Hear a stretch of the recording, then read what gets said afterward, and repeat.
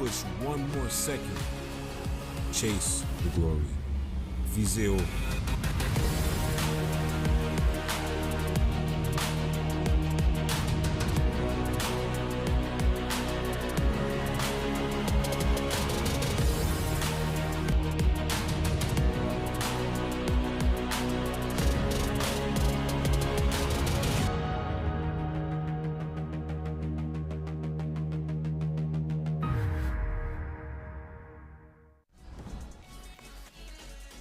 We are athletes. Do you know what Husky athletes are made of? Determination. Hustle. Resilience.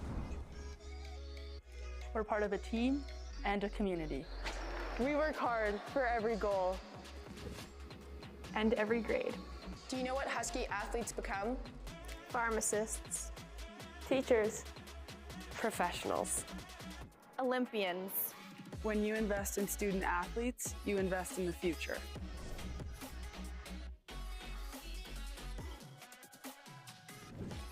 When you elevate her, you elevate the game. Watch women win. Everyone watches Husky women's sports. See her. Be her.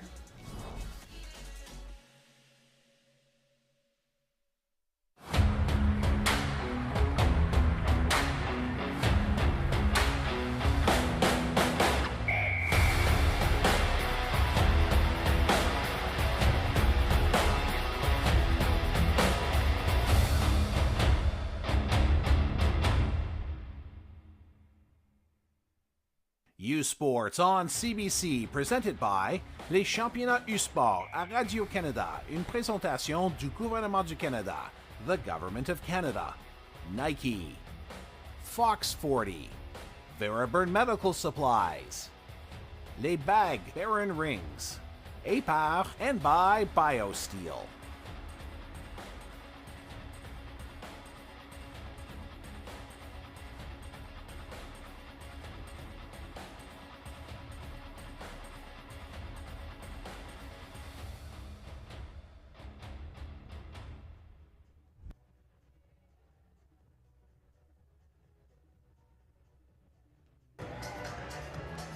You're looking live at the Investors Group Athletic Center, and you're watching U-Sports on CBC. Welcome to the 2025 U-Sports Women's Volleyball Championship on CBC. I'm Jared Brown, alongside Adam DeYonk here, as we get set to bring you this U-Sports quarterfinal matchup between the number 2 University of British Columbia Thunderbirds and the number 3 ranked University of Manitoba Bisons. Both of these teams are victorious against Huskies in their quarterfinal matches yesterday, with Manitoba defeating a very talented St. Mary's team 3-0, though each of these sets were very tightly contested. The UBC Thunderbirds needed one more set than the Bisons did to tackle their opponent, winning 3-1 in their quarterfinal against the Saskatchewan Huskies. UBC dropped the second set to Saskatchewan, but looked to only get stronger as the match progressed. Adam, who are we looking for today in these matches? There are so many stars on each of these rosters, Jared. It really is hard to boil it down. But number 18 for the Thunderbirds, that's Lucy Borowski. We're going to hear her name all evening long. She's the fourth-year kinesiology student from Vancouver, BC, and was a first-team All-Canadian this season. She was dominant on the offensive and defensive side of the ball in the Thunderbirds quarterfinal victory yesterday night, as she tallied 22 kills and 17 digs. Just a huge double-double from Borowski. Her experience as a two-time defending U-Sports national champion with the T-Birds and a Canadian U21 national team member brings a balance of confidence and composure to her game. She will need to be at her best in this semifinal against a very resilient Manitoba team on their home court. For the Manitoba Bisons side, it's got to be the two-time U-Sports Player of the Year and Team Canada Next Gen athlete herself, Rhea Surings. The third year from Winnipeg, Manitoba, had 11 kills on 30 attempts yesterday evening in the quarterfinal win over St. Mary's. She also led the nation in kills and kills per set for the second straight season, and will need to have one of her best performances tonight to try and help her Bisons punch their ticket to the U Sports Finals for the first time in 11 years. Manitoba's also going to have to lean on Katrina Bentley, the fourth-year business student, also from Winnipeg.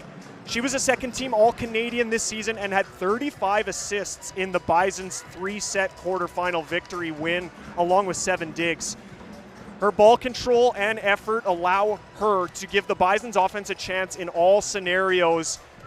The U Sports leader in assists this season will need to be on tonight, as the aggressive serving and physical attacking from UBC may have her on the run a lot tonight. And these are just a few of the storylines that we're going to continue to dive into, Jared, because these two teams, they've got a lot of history, and these are two of the top most decorated and storied programs in the women's volleyball across the nation. So this is just quality that we are thrilled to get going and start calling here in just a matter of moments. Absolutely. This we did the first 2 quarterfinals yesterday, Adam, and now we're so excited to be back together in the booth tonight for the 2 semifinals. You can just feel the intensity has been ratcheted up on the second of 3 days of this championship, and we're just going to quickly get things going here with our officials. Our first official tonight is Andrew Robb. Our second official is Mary-Claude Levesque. And our 4 lines people, who are all local officials here from Manitoba: Crystal Smith, Stino Siragusa, Wynn Leffler, and Trevor Reimer. An integral part of the championship as well. And a lot of times we don't always think about how big of a deal this is for the officials as well as the players, but an honor for them to be here. And now our starters for UBC.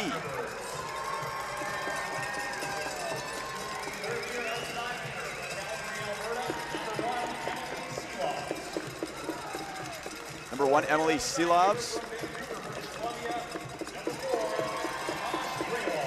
Number 4, Akash Grul. The setter, number 5, Izzy Robertshaw.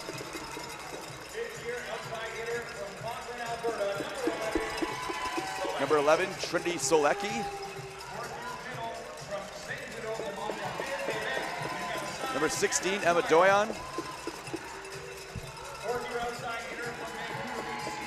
Number 18, Lucy Borowski. Libero number 2, Olivia Furlon. Head coach in his 28th season, Doug Reimer. We're going to quickly step aside. The Manitoba Bisons starting lineup is coming up after the break.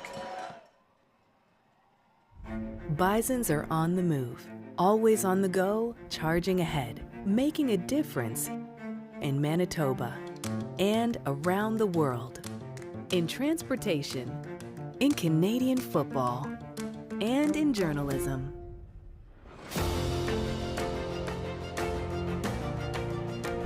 Where can you find Bisons? Right here, at the center of it all.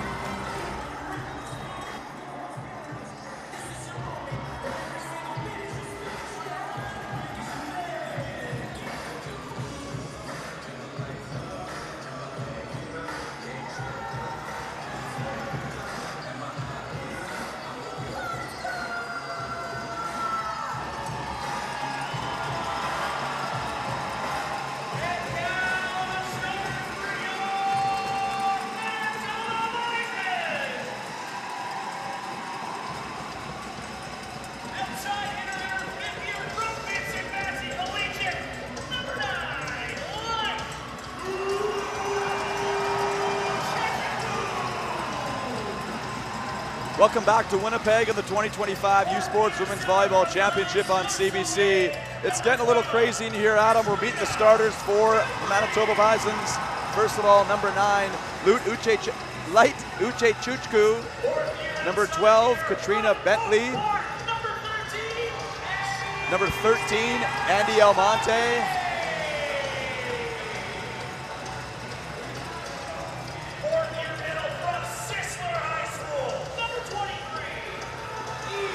Number 23, Eve Katojo.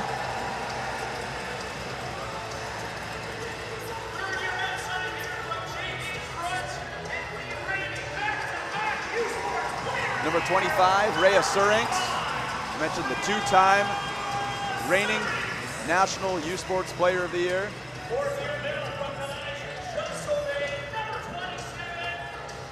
number 27, Brenna Badowski.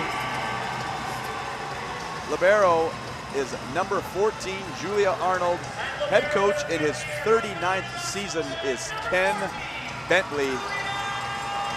Jared, you said it already. The energy in this building is electric. There are probably 2,000 volleyball fans strong and counting as people still continue to filter in. And what better match to check out than this national semifinal?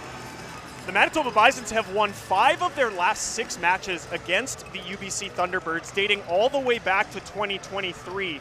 One of those wins being the 23-24 Canada West Championship at War Memorial Gym in Vancouver. But the UBC Thunderbirds are never an underdog at the U Sports National Championships. This is just what they do, Jared. As this program has earned 14 women's volleyball national championships, that is double the amount of the next closest university program. The last time the T-Birds defeated Manitoba was at the 2023 U Sports National Championships in the semifinals, en route to one of their 2 consecutive national championship titles that they are still defending. We are in for nothing short of a phenomenal display of women's volleyball in Canada, as first serve will go to Katrina Bentley, the 4th-year setter for Manitoba. Bentley puts the serve in play, passed up by Furlan. Robertshaw goes middle, and it goes off the block and down. First point of this semifinal goes to the T-Birds. And Adam, I wanted to say one thing. We mentioned how UBC, this is just kind of what they do. Death, taxes, and Doug Reimer coaching in a national semifinal. It seems to be the pattern. It's uncanny, Jared. This UBC T-Birds program is a perennial championship team, and you just can't count them out. It doesn't matter if they're at Manitoba's home gym right now with thousands of supporting fans against their opposition. They've got players like a Cash Graywall who's going to come out and do just that, which is make plays, picking up an ace. You know, she did this all season long, Jared. She was the Canada West leader in aces per set. I remember the first time I ever saw Cash Graywall play, I thought, oh, that serve's pretty good. And it's just gotten better. She has a bomb from the service line, and it's going to give Manitoba trouble for sure tonight, as she serves another rocket. That's back-to-back service aces and a quick 3-0 lead for UBC. And I know it's only 3 points, but when you are playing in a hostile environment like this, is exactly what you want to do, is get an early lead. Absolutely, and credit has to go to Doug Reimer here as well. Obviously, a storied coach with so much knowledge and capacity as a winner. He puts Graywall as their first server. And this is every rotation. Every match they've played at this championship, she goes back to the line and has the green light right out of the gate. Furlan steps in out of system, goes out of side. That's dug up there by the setter Bentley. Arnold comes in, goes back, bump set to Surinks. That's kept alive on the UBCI, but it goes back to Manitoba. Let's see if they can take advantage. Surinks again, and this time she goes off the block and down, and that's Manitoba's first point, and we just get a sample of what kind of volume we're going to be hearing all night long. Yeah, that's a raucous home crowd supporting the Manitoba Bisons here, and a little bit of nerves. It's you can really see it, Jared, just a little bit jumpy on this Manitoba side, and with so much added sort of adrenaline from this crowd support, it's going to take them, I wouldn't be surprised, a couple more points here to get fully settled on and in this semifinal. You see the first kill of this semifinal for Trinity Solecki. And Solecki, a bit of a different type of arm swing at him than maybe we traditionally see, but still comes with a lot of power with that swing from the left side. Yeah, absolutely. This entire T-Birds roster has a lot of size that they add to their physicality and skill. So it's not surprising that you're going to have all sorts of problems coming from all different angles for the Bisons tonight. Another tough serve for the Thunderbirds that keeps Manitoba out of system. Arnold's going to go another high back bump set to Surinks. That's kept alive by the middle Doyon, who is playing in 6. Outside to Solecki, and that's dug up by Almonte in 6. Surinks once again, and that one misses wide, and maybe a little bit early jitters at him, like you mentioned, where sometimes you can get maybe a bit too hyped in these types of situations. But we're actually going to see timeout from Coach Bentley. He agrees with us. Volleyball and any sport is all about flow, Jared. And yeah, Manitoba, we can certainly tell that they are still trying to find theirs to start this match. The 2025 U Sports Men's Volleyball Championship, presented by Sunrise Credit Union, is headed to the campus of Brandon University March 21st through the 23rd. Ticket packages for the tournament are almost sold out. Scan the QR code at the bottom of your screen or visit usportstickets.ca to guarantee your seat. the 2025 U Sports Men's Volleyball Championship presented by Sunrise Credit Union in Brandon, Manitoba. Chase the glory. Adam, I just got back from Brandon. I went there yesterday to coach a club tournament. We played again today and then drove back right to do this game. And head coach Grant Wilson of the Brandon Bobcats, he said, you know, the thought was having this club tournament this weekend would be a great way for them to drum up interest, maybe those kind of last-minute ticket sales. But they basically are almost essentially sold out for next weekend. They're very excited for it. And I think just for people who live in Manitoba, you know, to kind of go between Winnipeg and Brandon, it's only 2 hours. Just an amazing opportunity to have back-to-back weekends with the women's here at U of M, the men's next weekend at Brandon. And we're pretty fortunate in the province here to have such high-level volleyball right in front of us. And nobody does a better job than the Brandon University Athletic Department on putting on a perfect A-plus broadcast. So nothing but the best is going to come out of that national championships next weekend. On the right, dug up there by Doyan. Interesting, I noticed she played in 6 when she served last time. That time they put her there in 5. I wonder if that's something that we can keep an eye on here, potentially defensive lineup they might have there. Uchechuku goes back to serve. I was worried right about getting her name right the first time I said light wrong. Imagine that. Gripping the stick a little too tight here, Jared. Yeah. We'll settle in. We're all trying to do our best. Robert Shaw goes back to on that ball. Oh, Reimer thought the touch, but all 4 linesmen missed it. It was Borowski. I thought it was just, she thought maybe there was a touch too, but I didn't see one, Adam. What about you? Yeah, we have arguably the best seat in the house for that one. I didn't see one, but Borowski and Reimer sort of came together there and had a bit of a heart-to-heart almost, and Borowski was pretty certain that she got a touch. Nonetheless, ball's going to stay with Manitoba. Furlan pass off the net. Robert Shaw outside to Solecki. Nice scramble there by Badowski to keep it alive. In transition, back to Borowski, and this time just right through the hands of Almonte and down. Don't need to worry about a touch when you hit it down to the floor. Yeah, it's a good angle and a favorable matchup for Borowski as this match progresses. If she's going to be lined up against Andy Almonte, who's a very athletic player, no doubt, but a little bit undersized compared to the opposition of the T-Birds. Nice pass there by Arnold, tipped over by Borowski, diving save, and then it's Robert Shaw who goes off the hands of Almonte and down. And it's now a 7-3 advantage for the T-Birds early on in set number 1. As you see the replay here, great job using those hands of the setter at the net. Yeah, the poise and the awareness by Robert Shaw to just wait it out and make sure that she's initiating and finishing contact for her team. Almonte goes up nice and high for her first swing of the afternoon. Big kill there for Andy Almonte. She was last night's player of the game, Jared, in their quarterfinal win over the St. Mary's Huskies. She was tied for the team lead with 10 kills in that match. She was remarkable, and we're just seeing on display once again that this Manitoba roster is stacked with offensive threats. Now this is the Manitoba player who can potentially get them back some points in the service line, but they handle that serving serve well. Then on the step around, it's the kill by Emily Silovs.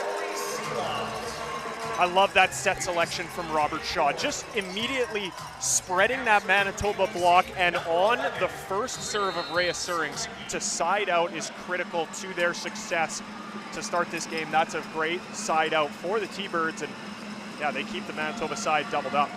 Solecki's serve sails wide and long, so easy side out there for Manitoba.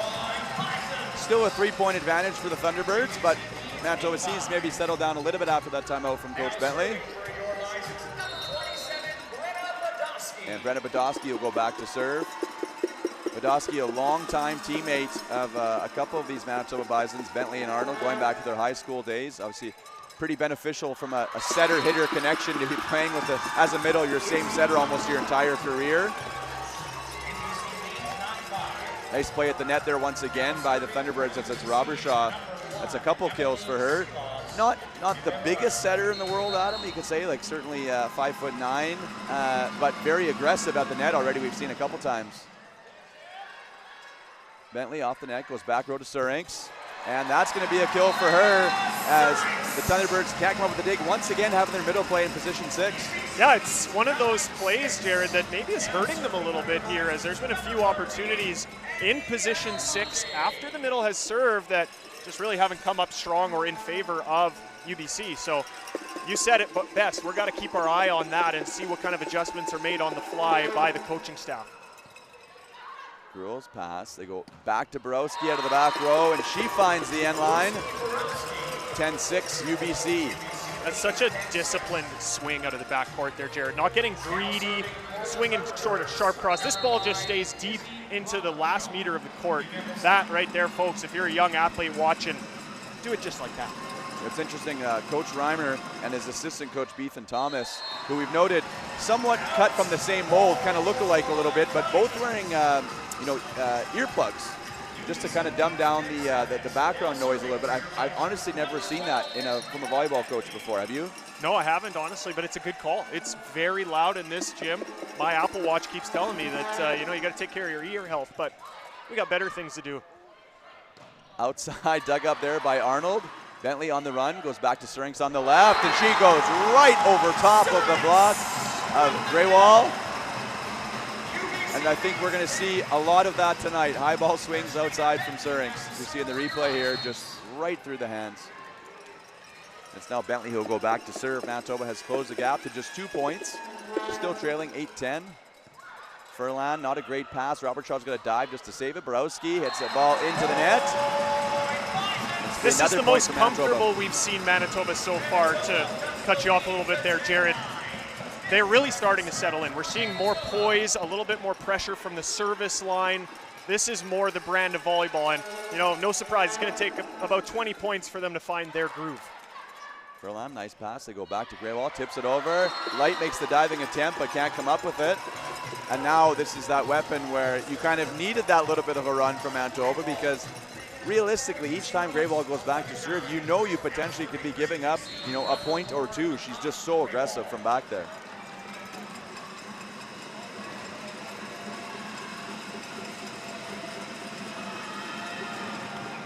Goes after that one, and another service ace. Adam, I think that's already 3, I want to say, for her. You are correct, Jared, as we've got the live stats popping up here, and that's the margin of difference right now for the T-Birds. It has been that service pressure with number 4 at the line, and already Manitoba is going to bring in number 10, Chelsea Sabanga, in relief of Andy Almonte, who has been picked on a lot already from the serve-receive standpoint. Sabanga from Ancaster, Ontario, which is right around the Hamilton area, played with the Mountain Volleyball Club in Hamilton. And then another big swing there by the T-Birds. Yeah, Trinity Selecki just buries this ball on the over bump. Good aggression, and the assist has to go to Greywall there, as that was just on a platter for P2 on her side there. Interesting, if any team, when you go to a championship event and you play the host, as we see Syrinx with a diving, great pass actually. Bentley goes up to keep it alive. Kutojo in the middle. But then it's Borowski who just uses the block with the Bisons out of bounds. But the question I was going to ask you, Adam, is, I talked to Coach Reimer about this a little bit, but when you have previously been the host yourself, which UBC was 2 years ago, they know the benefits that gave them. They can almost reverse engineer that going into this match, knowing they're playing Manitoba here 2 years later. That's so important. The experience is something that UBC does not lack, and all of those factors play into their ability to have success at this level. Fans, U Sports wants to hear from you about your viewing experience. Visit usportsfans.ca to join our fan advisory panel. Tell us about yourself and help shape future U Sports Championship broadcasts by giving us your feedback and a chance to win a U Sports prize pack. Join the U Sports fan panel at usportsfans.ca. Doug Reimer, a Manitoban in his own right, born and raised in southern Manitoba.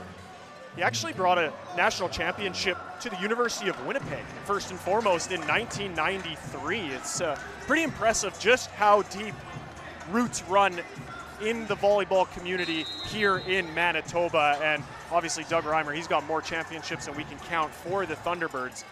But it's pretty remarkable that it actually all started at the University of Winnipeg, just 20 minutes from this campus. No kidding, and obviously spent time here as well with the national team program too, which used to be based in Winnipeg. Now things have shifted a little bit, the women in Richmond, the men in Gatineau, but he has been around a long time, mentioned 28 years, but his counterpart on the other side, Ken Bentley, 39 seasons. I mean, the experience combined, the championships between these two coaches, And a lot of these players as well, it's incredible, as another tough serve from Graywall out of the timeout. Going to be a free ball opportunity coming here for the Thunderbirds. Robert Shaw goes back quickly to Borowski, and right now the Bisons just don't have an answer for Borowski. They don't, and I just noticed that they're really taking that line position away, Jared, really trying to seal and not allow her to hit down the line. And it's sort of a strange tactic to me, and she's killed them cross-court to start this match. And typically you have your libero, Julia Arnold, who was the libero of the year in the Canada West Conference.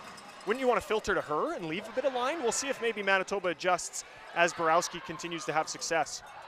The ball rattles around off the block, but we're going to have a net violation against the Bisons. And the lead continues to grow here, and this is what I talked about before she went back to serve. And Manitoba did such a great job to close that gap, is you know that, I mean, she really is just an offensive threat from the service line. She puts them almost instantly in trouble. You have to be close, if not winning, when she goes back to serve. Manitoba just had a substitute there, Ella Gray from Surrey, BC herself, coming in place of Light Uchachukwu. We'll see if maybe that change can spark a little life on the Manitoba side. Definitely some help will come from the missed serve of Graywall. You can see these Manitoba Bisons coming together for an extended period of time after they earn that point. They know that it's going to need something pretty quick here to chop away at this 6-point deficit that they've built. Ella Gray, who has played multiple matches over her 4 years with Manitoba, so it's what a luxury to be able to bring her off the bench, some of that experience. Also a member of the Team Canada Next Gen program. So let's see what she's able to do here for Manitoba. Diving save there by Almonte, outside to Surinks. Dug up by Furlan. Robert Shaw on the run, outside to Solecki. And it's Gray who gets the block. So I talked about maybe her being able to provide a spark. Well, there's 1 point for Manitoba. She hasn't seen much time, if any at all, here in the national championships. But she played a ton during the regular season for Manitoba, where her and Uchachukwu were almost interchangeable for the bulk of the season. So not someone who's unfamiliar with the big stage or just playing in general for her Bisons, and obviously able to contribute. But that serve travels about 1.5 feet long off the hand of Eve Katojo. Now we're going to have a serving substitution here for the Thunderbirds. Checking in will be number 19, Daphne Demirol from Mississauga, Ontario. Cool thing about these rosters, players really coming from multiple parts of the country. Just shows you the recruiting power and recruiting ability of a lot of these coaches scouting from coast to coast, as the serving sub Demirol comes in and gets a dig as well. So Lucky on the left, that might have been going out of bounds, but Borowski keeps it alive. So Lucky again, just off the top of the block, dug up by Almonte. Bentley quickly goes back to Gray, and Gray gets the kill. And already we're seeing why Coach Bentley can go to that spot off the bench and know she's going to provide something for them. You never know what drives an athlete necessarily. Is it internal motivation, extrinsic motivation, whatever it may be, but I have only seen Ella Gray succeed when playing the UBC Thunderbirds. And maybe a bit of her local program when she grew up just gives a little bit of fuel to that fire for her to play her best. Haven't seen it a ton so far yet tonight. Graywall out of the back row. Took a good aggressive swing, but just a little bit long. And Manitoba cutting into this lead now, only 4 points, 17-13. And you take away the points that Graywall has served in those rotations, it's actually been a pretty even game. But unfortunately for Manitoba, that's not how the game works. They all count the same.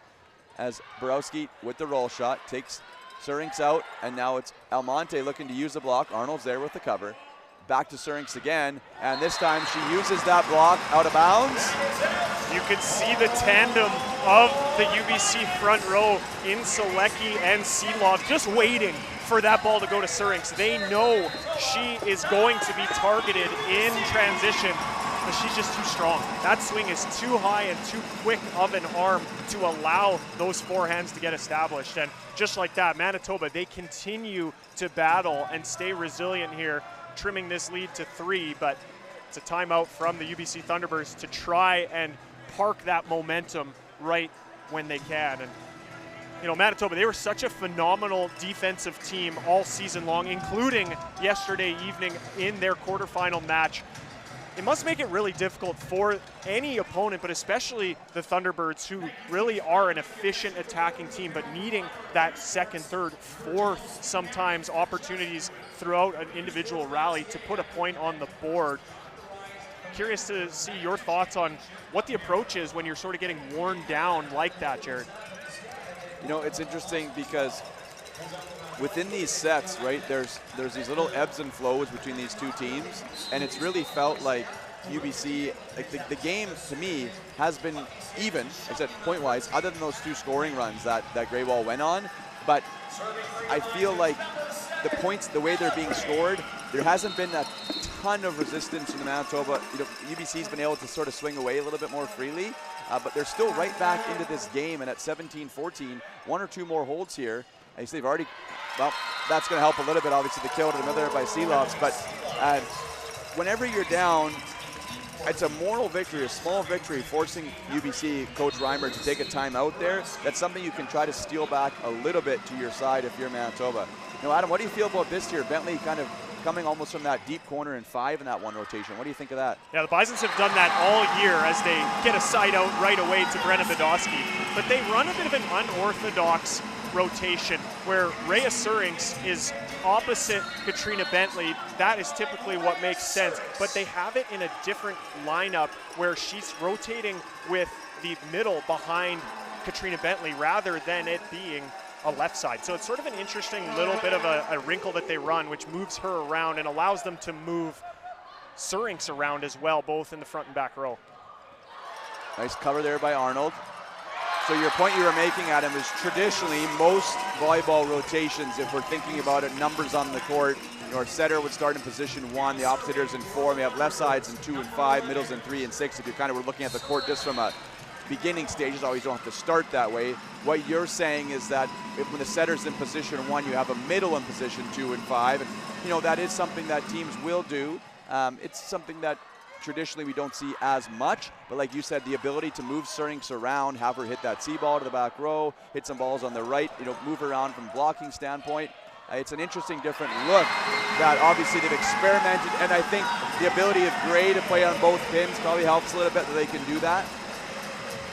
Yeah, it takes the team's versatility and collective athleticism and, of course, volleyball IQ to execute in that way. And that's what Manitoba is so privileged to have, is all of the tools that allow them to work in sort of an unorthodox way, but have it seamless. The one sort of glitch, I guess, in that rotation is that one spot that we talked about, where if you can put a tough serve into that, you know, into that spot, it does make things a little bit difficult, but it's clearly working for them. They're in the national semifinals. That is true. And it's good for young coaches to see that you don't always have to do the same thing that every other team does. You have to play to your team's strengths, and Coach Bentley doing a good job of that, obviously, with that rotation. So back to action, 20-16, Almonte on the left, and that clips the sideline. Interesting point I want to make mention of there is UBC tried to make a substitution there and was actually sent away because they only signaled for 1 instead of 2. Not sure how much impact it really had on that point there, but something to kind of make note of as this game continues on if they'll try to make that substitution again. 20-17, Almonte back on the service line. Takes a little bit off that one, handled by Solecki. Outside to Greywall, and a diving Surinks can't come up with the dig. Side out UBC, 21-17. I'll be really curious when we get the conclusion of the first set's statistics and the side out percentage that UBC is operating under. It seems like they're bulletproof on serve receive right now, Jared, just not allowing Manitoba to really get any sort of holds on when they're serving. Katojo, who is very much part of one of the emotional leaders, I would say, this Manitoba team, but we haven't said her name too much from an attacking standpoint. There's someone when you're losing or you need a bit of a spark, I think she's a great player to do that for these Bisons. Absolutely, that's only the 4th middle attempt from Manitoba, which is a very low number as a team that typically tries to rely on that, but the UBC, they're relying on a Cash Greywall to put the ball away, and she has come up good on what will now be her 3rd kill already in this first set, and that's an easy cross-court one-on-one kill. When we did the second quarterfinal yesterday, Alberta and Memorial, we were just astonished by how Alberta was able to side out at 91% in their second set victory. But now, that's a quarterfinal. To be able to do what UBC is doing here in this national semifinal, where they are just clicking on all cylinders on side out. Obviously, Manitoba's had a couple stops, but it's been pretty impressive what they've been able to do, and now we're seeing them really go after it here as they're serving, but it's Surinks who gets the kill. Robert Shaw not able to come up with enough of it. So Manitoba still hanging around here. They're making UBC earn everything they can get, and at 22-19, it's still very much in doubt, this set. And we're going to see Chloe Ellerbrock will now check in to serve for the Bisons. Pretty remarkable here, Jared. Rhea Surinks has 13 attempts already in this first set. The rest of the Bisons collectively have 12. And I think that obviously she is capable of handling that load, but I think if you're Coach Bentley in between sets, you're probably going to want to address that, because like you mentioned, their middles not only, they're effective. It's not just running it for the sake of running it. They do have the ability to score as well. And especially if you're going to lose this first set, you know that at minimum this now becomes a 4-set match. As talented as Surinks is, you're going to wear down at some point. Even if she's effective, you need to get those other players involved. But I think, to be fair, a lot of it was a ton of those attempts early on. There was no one else to set.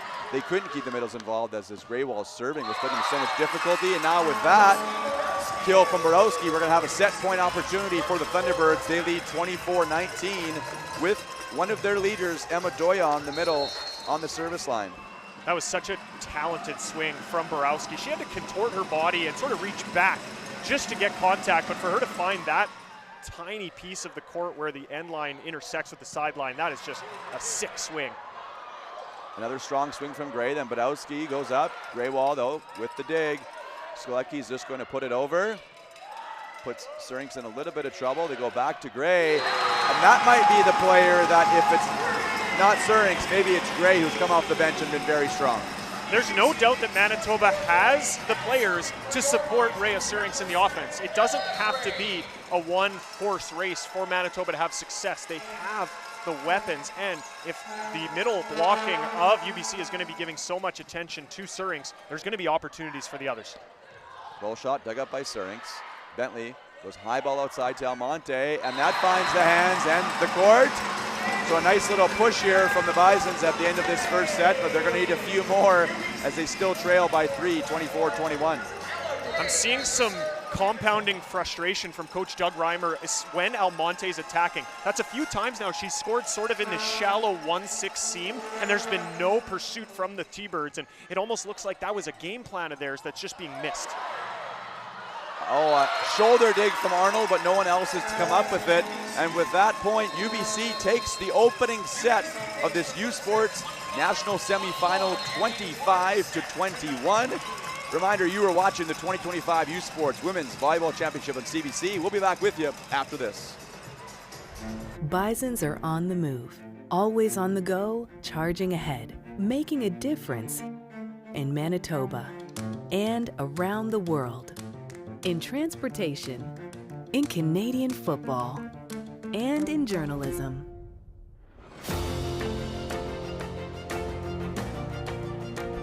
Where can you find Bisons?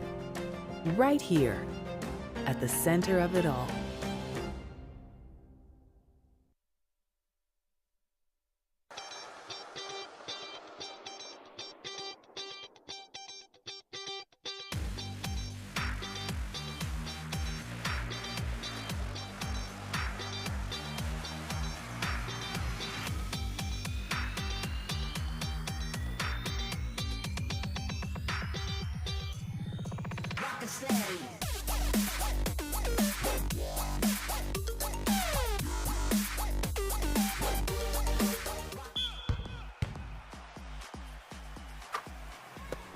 This is more than just a game. This is about who rules the court. The U Sports Basketball Championships, March 13th to 16th on CBC Gem.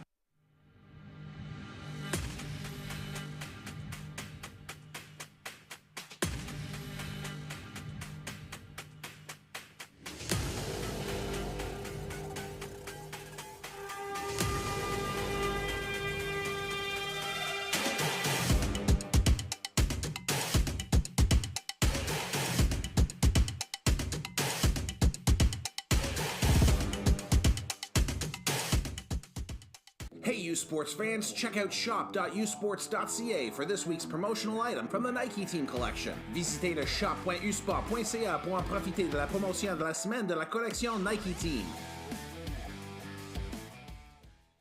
Le sport en direct sur ICTout.tv. 100% énergie. 100% gratuit. Votre meilleur plan de match pour voir des performances exceptionnelles sur l'appareil de votre choix. C'est ICTout.tv.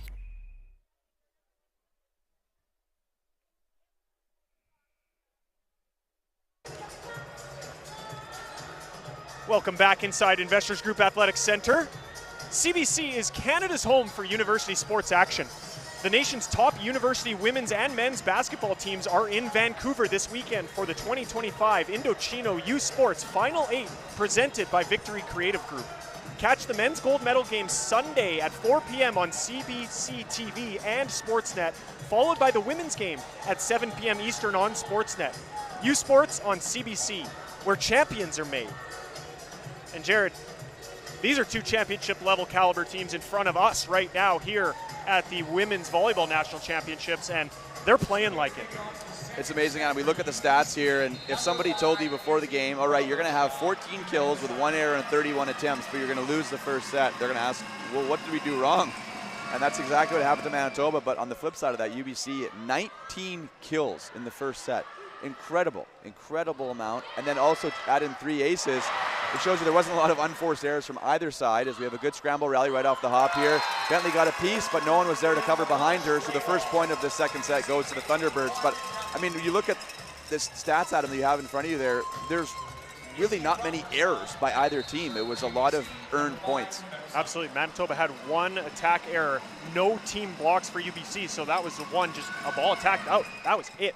But for UBC to stay so aggressive and earn that set, it was not given to them. They earned it. So Manitoba is going to have to put up some more of a fight on the defensive side to throw them off, and it's not going to come there as Greywall hits a perfect shot off the fingertips of the Manitoba block, and she goes back-to-back. 2 points to start this second set. Both belong to Greywall.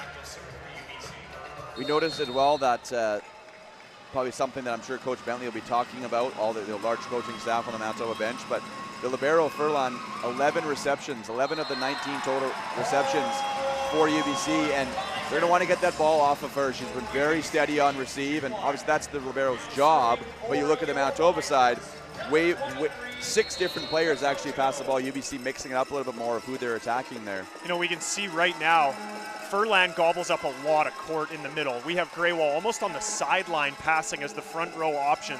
So you want to try and get the ball off her, but it's a tough thing to do. They do it there, but Greywall's money as well. And they go right to the middle for Emma Doyon to just bury that ball back to position 1. She only passed 2 balls in the first set, and like you said, it's because Furlan is taking so much court, but if she's going to pass like that, then what are you supposed to do if you're Manitoba? And now, unfortunately, she goes right back to serve. She's always going to be one of the first servers for Coach Reimer. They want her back on that service line as many times as possible. As she puts in another rocket, but Arnold, the best pass she's had of the night off of that serve. A great dig there by Furlan down the line. High ball outside to Solecki, and that goes just wide. She wants a piece of the block, but I didn't see it, Adam. No, me neither, Jared. That's a good high swing. That's the miss that any coach can sort of just shrug off. You know, we see she's trying to go for hands. It missed the sideline by a hair. Unfortunate error, but a good swing nonetheless from Solecki. It's really Manitoba who can kind of breathe that sigh of relief. Light serve, passed up there by Furlan. Not a great one, so it's going to be a high ball swing coming here from Solecki. Light with the dig in 6. Bentley on the run, bumps it outside to Almonte. And Furlan caught a little bit cheating there. Andy Almonte, she wants the volume. And I think one thing that she does that might be messing up this UBC defense, she just has that little bit of extra hang time that can throw off the block in the defense. Yeah, she's sort of one of those clutch hitters, and I don't mean that in a way that she's scoring at the big moments. Obviously, she's capable of that, but she sort of gives that little bit of a hitch and clutch to contact that ball at her highest point, and it really does make things a little challenging for the timing of a block, like you said. Interesting, for those viewers who were with us yesterday in that quarterfinal, like I mentioned, we did the first two. We talked about Justine Collodi, the setter from Alberta, who the first time we saw her play that 16U national champion, we were out there coaching boys together in Regina. Almonte was their star left side on that team, the middle on that team as well, Katojo. So it's amazing, you know, all these things, they all kind of get connected. You pull back and you realize, oh, these women have been doing it for a long time, since a young age, and there's a reason why they're so successful. That one was so close to the corner, but it was out. Yeah, the movement on the serve from Doyan was insane, Jared. I almost thought it was going to hit the antenna initially, but it sucked back towards the court, and that did not miss the sideline by much. It's Rhea Surinks now. Very aggressive spin server for Manitoba, back to serve, all square at 4.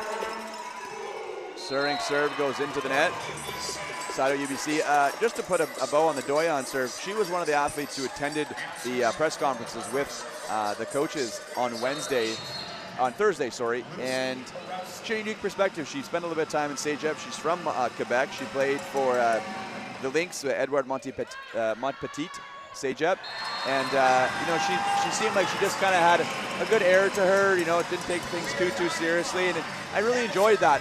Getting to see the athletes away from the court, you know, in a different setting, and hearing about their schooling and, you know, some of the things they're trying to pursue outside of volleyball, and it does give a unique perspective. Again, we forget that these athletes are still going to school 40 hours a week as well, on top of being these athletes. Back to action, out of the back row, Borowski. Maybe the first error she's made, I think, Adam, if we look at the stats. Actually, that's her third error. She'll tell you one of them wasn't an error because she thought it was off the block, but that one just a little bit mistimed, I think, that attack into the net. Yeah, that ball was definitely brought inside, whether it was intentional or not. As a right-handed, right-side player, it's so difficult to get your body around it on that sort of timing route. Difficult play for Borowski nonetheless. Solecki dug up by Surinks. Badowski bumps it outside to Almonte. Almonte dug up there by Graywall. Robert Shaw on the run. Solecki again. Slowed down by Bentley. And that's all you want Bentley to do. If Bentley can get a slowdown at the net, that's a ball that Manitoba has to recover. You took the words out of my mouth, Jared. That ball has to be dug for the Bisons. That's their system. They play a shadow behind Katrina Bentley with the expectation that, exactly as you said, she's not going to get a lot of stuff blocks, but any sort of slowdown is a win for them, and their defense built accordingly. That just has to get dug, but they're not going to linger too long as they side out immediately. It's Eve Katojo. She led the country in attack efficiency this season, and she is staying in that lane here tonight, as that's already her second kill on 4 attempts. Now, I don't want to make myself sound too old here, but it's unfortunately going to happen with this story. You know, I was a 5-year assistant coach at the University of Manitoba, and I can remember riding the bus, Adam, you know, going to Regina, going to Brandon, Saskatoon, some of those road trips, and Katrina tagging along with the team, you know, when the men's and women's were together, and only 3, 4, 5 years old, and now here she is playing all these years later for her dad, and, you know, it's incredible the journey she's been on, and we see her with a nice set into the middle, but she gets every bit out of that 5-5 frame, right? I think we forget sometimes, like, there are giants in this championship, and Katrina Bentley is out there and had an amazing career with Manitoba. She is the only player in Canada West history to lead the conference in every single season that she started. That's 4 straight conference seasons, and this is no slouch of a conference. There are some of the best setters in the nation out in the West, and she led them every single season that she started. How much do you think having Michelle Sawatsky-Koop as her assistant coach, who had an amazing career herself, but somebody who was also a bit smaller as a setter, how much do you think that connection helps for Katrina? Katrina herself has admitted that that relationship has been integral, and we'll get into that after this UBC timeout here. It is 9-6, Manitoba leads. CBC is Canada's home for university sports action. The nation's top university women's and men's basketball teams are in Vancouver this weekend. Take a look at in Woolwich, Ontario. The action begins next Thursday, March 20 on CBC Gem, cbcsports.ca, and CBC Sports YouTube. U Sports on CBC, where champions are made. So Adam, you're mentioning that the connection between Katrina Bentley and Michelle Sawatsky-Koop, as they're right in front of us chatting in this timeout. What does that mean to her? The similarities between these two are inseparable. Obviously, Michelle Sawatsky-Koop, 2-time what was CIAU, I believe, Player of the Year at that time, a national team Olympic setter for Canada. Almost a similar archetype as Katrina Bentley, undersized but quick, smart, great hands and ball control. Katrina Bentley has said on numerous occasions that the leadership that she provides and the experience, it's like she's walked in these shoes before, and it just allows her to lean on someone who can give her that sort of insight and preparation in a way that has already been done. So that relationship, and kudos to Ken Bentley to bring Michelle Sawatsky onto this coaching staff a few seasons ago in expectation for how important that relationship and that guidance would be. One thing I found pretty interesting was, and I didn't know this at the time, but when Rhea Surinks was honored with her back-to-back U Sports Player of the Year award at the banquet earlier this week, she was the first player to do that since Michelle Sawatsky-Coop. So amazing how that happens, and yeah, I'm sure they just love having her around here at the University of Manitoba. And you know, I think so often we think of the people on the forefront, the head coaches. You know, they've been, you know, how many years they've been there, but there are so many good people at all these programs who are working just as hard day in, day out. We don't necessarily hear their names as much, but there's no good teams in the country anymore who just have one head coach and somebody who comes to a couple practices when they can make it, right? This is really, I always say, full-time volunteer, right? That's basically what a lot of these coaches are, and they do it because they love it. And we see a nice save there. There was actually a substitution. It was Jocelyn Lenarchich who was coming in the back row, but some confusion from Manitoba there on that high ball.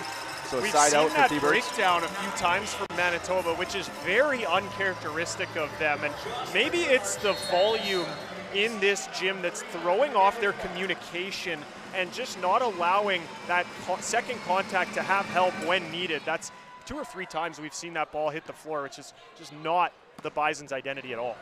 Surinks dug up by Solecki. They go back row to Borowski. Arnold gets a piece. Almonte, high bump set. Light's going to just set it over. Doyon going to roll that step around, and they find her. She tips it over. Arnold diving pancake. Great save. Play continues. See if UBC can take advantage. Got a good rally going here. Quickly outside to Greywall. Almonte gets a piece. Light tracks it down. And another ball coming over here to UBC. The fans are loving this. Let's see how it's going to finish off. Greywall again. Another dig by Arnold. Bentley on the run. Bump set. Uchechukwu with the kill. Huge point there, Manitoba. Job well done, both teams. Listen to this home crowd, Jared. This is what they came to see from their Manitoba Bisons.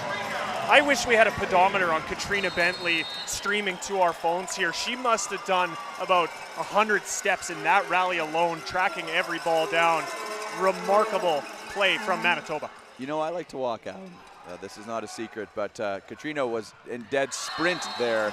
She got a couple kilometers in this game, I think, but that one off the block they're going to call. Andrew Robb, head official, says, no, that one was obvious. I was right in front of me. Don't worry, that wasn't the linesman calling that. I had that too, he says. The crowd doesn't like it, but he was pretty confident on that one. No argument from Katojo either, and you said it already. She's one of the emotional leads. She will let you know if she doesn't agree, and there was no pushback from her. Surinks finding her groove there. Nice swing. Seeing more poise on the Manitoba side than we have at all in this match so far, Jared. Am I alone in what I'm kind of seeing or sensing maybe on this Bison side? Yeah, I think, you know, that first set, a lot of that obviously was the spectacular play of UBC, but I think also the moment might have got to the Bisons a little bit. You know, the crowd, just kind of the anticipation of this match, and they've been thinking about this game for a couple of years, right? This is not even just like for a couple days or a couple months. As now it's Almonte on the back row, but the thing that I think Manitoba is really crucial is it's not just Surinks in this set, right? They're doing a good job of getting more players involved. The offense is becoming a bit more well-rounded, and it's paying off. They have a 3-point advantage. So it's Katojo who will once again serve for the Bisons. That one passed up by Furlan. Greywall is going to have to just chase it down and see if what UBC is able to do. It's Light who passes the free ball. Bentley goes right back to her on the right, and she puts that one down in front of the center, Robert Shaw.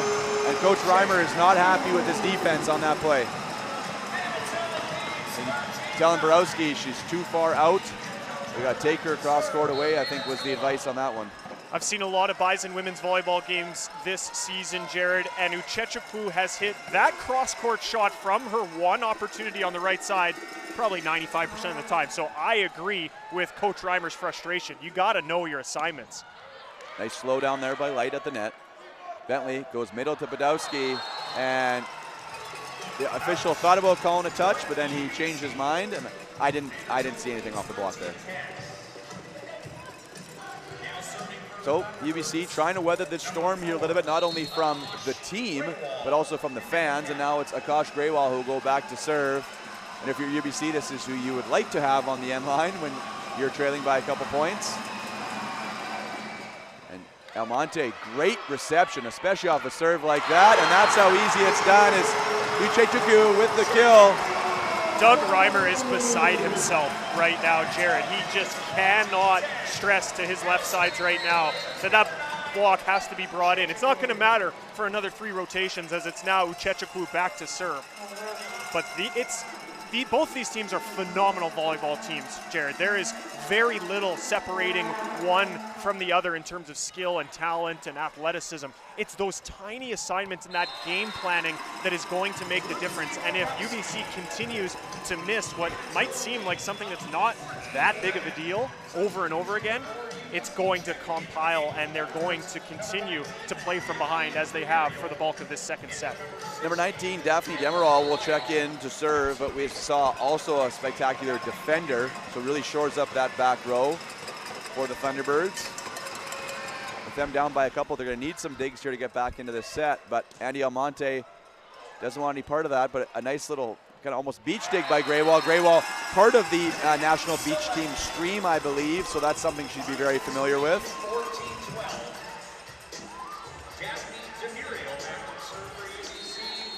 14-12. Miral will serve once again. Seems like people just continue to file in here as this game goes along, getting a little bit louder. Obviously, Manitoba in the lead makes it even that much louder as well. Badowski with the kill off the block of the Thunderbirds. Manitoba's passing has come a long way in this second set. Really struggled with the pressure from UBC in the first, but Bentley has had a lot more opportunity to pick and choose where she's going with the volleyball on offense, and the middles especially have been benefactors of that solid passing. That's now Badowski's 3rd kill on the night. Robert Shaw, high ball outside to Solecki. Light with the dig. Bentley quickly outside to Almonte, dug up by Solecki. Robert Shaw back to Borowski, diving dig by Arnold. This ball's gonna be tight. Almonte just has to set it over. On the 30 run there, and that goes off the face of Light. Kind of silences the crowd a bit, but she says, I'm okay. Everybody's all right. Lenarchich looks across the net, says, we're good, everybody's good. But you'll feel that one. See assistant coach Jen Cross, former middle for the Canadian national team, jump up immediately after that play. She clearly liked that set selection in the 31 lane for her Thunderbirds team. Well, Lenarchich came off the bench. We kind of didn't miss it, but almost kind of just the way that the sub happened, and she gets now a block with Robert Shaw. But I thought she actually came in to serve. She took out the middle Sealogs and has now stayed into the front row. But Coach Reimer obviously didn't like something that was happening early on in that second set. Immediately went to a change in the middle. And now she has back-to-back points for the Thunderbirds. It's just a 1-point game, but that serve goes long. Borowski's serve a little too strong. We are in for one, Jared. It's really starting to settle in with me that we're now 16-14 just in the second set, and it's going to continue to be neck and neck as this game continues. Such an entertaining start already, and you know, we're only maybe 50 minutes into this match. Yeah, this game started a little bit late, so we're just approaching 7 o'clock locally here in Winnipeg. As Robert Shaw kind of goes up with the left hand, tries to sneak it through the block, but Bentley misfires to Katojo. It's now back to a 1-point game once again. And now it will be Solecki who'll go back to serve. Solecki, we talked about yesterday, there were so many great players, not very many fifth years. This one, these two teams, a little bit more on the senior side of things. Solecki is one of those fifth-year players from Cochrane, Alberta, and actually played with the University of Calgary before switching over to UBC. I feel like she's been there. This is such the hard part about those couple of years with COVID, and there's those few seasons where we're not quite sure who was playing, who wasn't playing. You just kind of, the whole couple of seasons almost a fog, but she is here now in her 5th year. And it's amazing when, you've won previously, and now you're in your 5th year. Like, in dynamic, you know what it's like to win, and you want to finish your career off with a win, but you know how hard it is to get there, and it's if you finish your career not winning in your 5th year, you end on a sour note. If you've won like 2-3 times, it's kind of funny how that dynamic all kind of comes together. So we're now tied up 16-16. Furlong with the dig. Robert Shaw goes back row to Borowski, and Surinks caught moving there a little bit on defense. That falls in front, and UBC must be very happy with this. They've now taken a 1-point advantage, 17-16, and Coach Bentley will call timeout.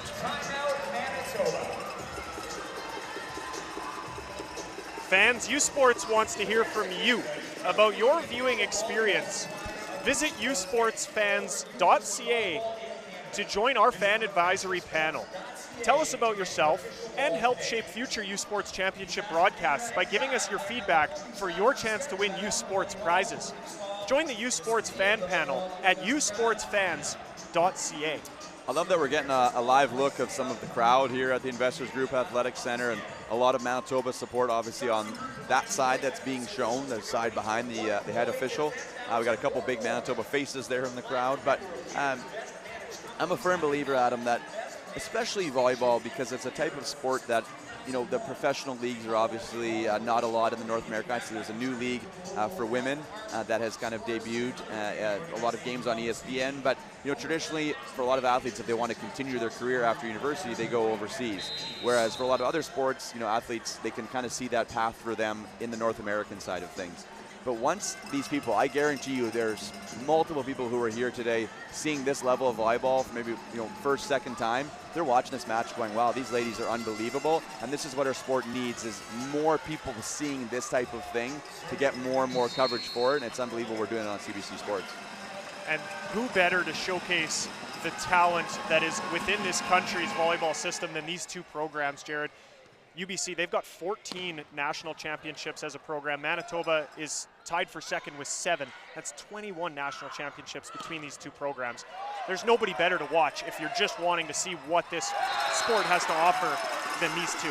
And the best part about that, Adam, is that this is just the first of 2 games we're doing tonight, right? You sometimes forget, like, this is just the first one. There's still another one. And that team who's waiting to play next, oh yeah, they're the #1 ranked team in the country, and they were quite impressive yesterday, that Alberta team. We'll have lots of time to talk about them later. Right now we have an 18-16 game for UBC with Selecki back on the line. And that one goes long.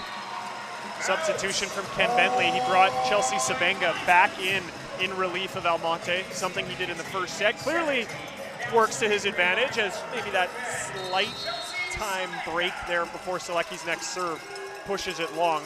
It's going to be the substitute Sabenga back to the line now to serve for Manitoba. Her jump float taken there by Greywall. Hasn't passed a lot, but it seems like every time she does, it's been money. Arnold, great dig. We talk about the libero of the year, showing why on that play there. Greywall once again takes the free ball. Robert Shaw goes step around. Ball a little bit too high, so Strings was an easy dig. Outside to Light, and Light powers it through the block of Lenarchich. And Coach Reimer and Coach Cross not happy about something on that play. They do not want that step run, Jared. That ball fell well inside, and the adjustment was not there from Lenarchich. And I think with help from assistant coach Jen Cross, they just want to run that 31. They want to overload the left side, and here they go to where I think they want that set, but it's dug up well by Manitoba. Free ball has to be sent over. Back row to Borowski, tips it over. Nice diving save by the middle, Katojo, and goes all the way back across the court. Great set by Bentley to find Surinks. Borowski with the dig. Greywall off the block and down, and you see Katojo not happy with herself. She's never shy to show her emotions. She put so much effort into that rally, covering a tip from the C ball of Borowski. Had to sprawl and lay out to keep the rally alive. A lot of effort being put forth in every facet of the game from the collective 12 players on the floor. You can tell how much this match means. Sabenga's pass, Surinks, C-ball, and Lenarchich digging in 6. Not quite ready for that one, but I don't know if it would have mattered. Surinks had a lot of heat on that swing. bizarre to me, Jared, that there was no Thunderbird block to be seen. That's a very recent development. Certainly not the tempo of the set that would have thrown off the reaction time. Maybe an adjustment made by them. Yeah, I'm curious what, we'll keep an eye on that situation. That one simply just too easy there for UBC. I'm sure Manitoba wants that point back. Robert Shaw, you said it already, maybe not the most physically daunting player in terms of size out there, but she's already got 3 kills on the board in just 4 attempts. Super efficient and very, I would say, kind of disguised in her approach to those 3 kills. Unfortunately, she follows it up with a missed serve. I just like how aggressive she is at the net, right? It really doesn't matter how big you are. It's the style that you play once you're there. And I think we can both agree, Bentley and Robert Shaw both play bigger than they are what we see in our program here. And now it's Chloe Ellerbach who has subbed back in to serve, and that's passed up by Solecki. Robert Shaw quickly back to Graywall, and that's covered by the setter, Robert Shaw. Bump set. Borowski, diving dig by Sabenga. Ellerbach keeps it alive. Light's just going to send it over. Not the best pass, but it keeps alive. Graywall tip. Ellerbach with another dig. Not just out there to serve, she's also out there to dig. And then we're going to have a net violation on the block from UBC. Got to give credit there to Ellerbach, who's just subbed in to serve, but gets 2 big stops as well on the defensive side. That's a long extended rally in what has been a very lengthy set already. I think we're pushing upwards of 17, 18, almost 20 minutes here in this second set. These players have to be getting exhausted with the level that they've been playing at. UBC with a different formation there. The setter's in 1 right now, which typically she would have Graywall with her on the right. They pulled her all the way over back to the other side of the court to hit on the left. And then they had Borowski swing out of the middle, and she just mishit it. But Manitoba, they were well prepared for that. And with that error, we now have a 22-20 lead for Manitoba in this second set. Talking with Coach Bentley before this game, the Manitoba Bisons really felt that that national semifinal loss to these UBC Thunderbirds in 2023 shaped their identity moving forward to this moment. They found that their fitness level was just not adequate for the grind that is the playoff conference and national championship schedule. And that was the first taste of national championship action for this core Manitoba group. They said they came out of that 2023 semifinal loss and an eventual loss in the bronze medal game there as well to Dalhousie that season.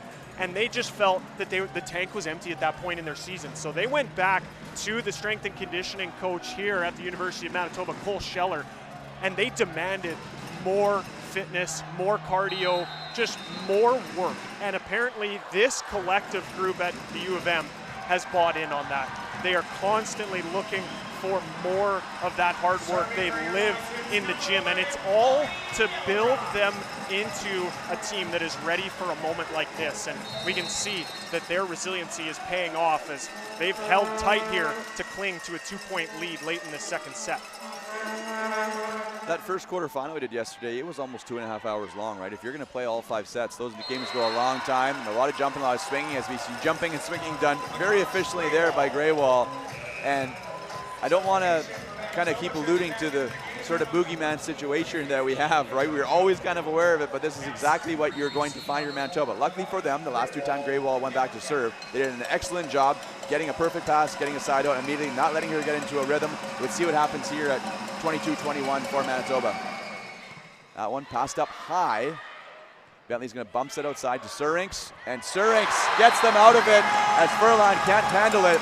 And it doesn't really matter how you pass the ball if you're going to have swings like that from Surinks on the left.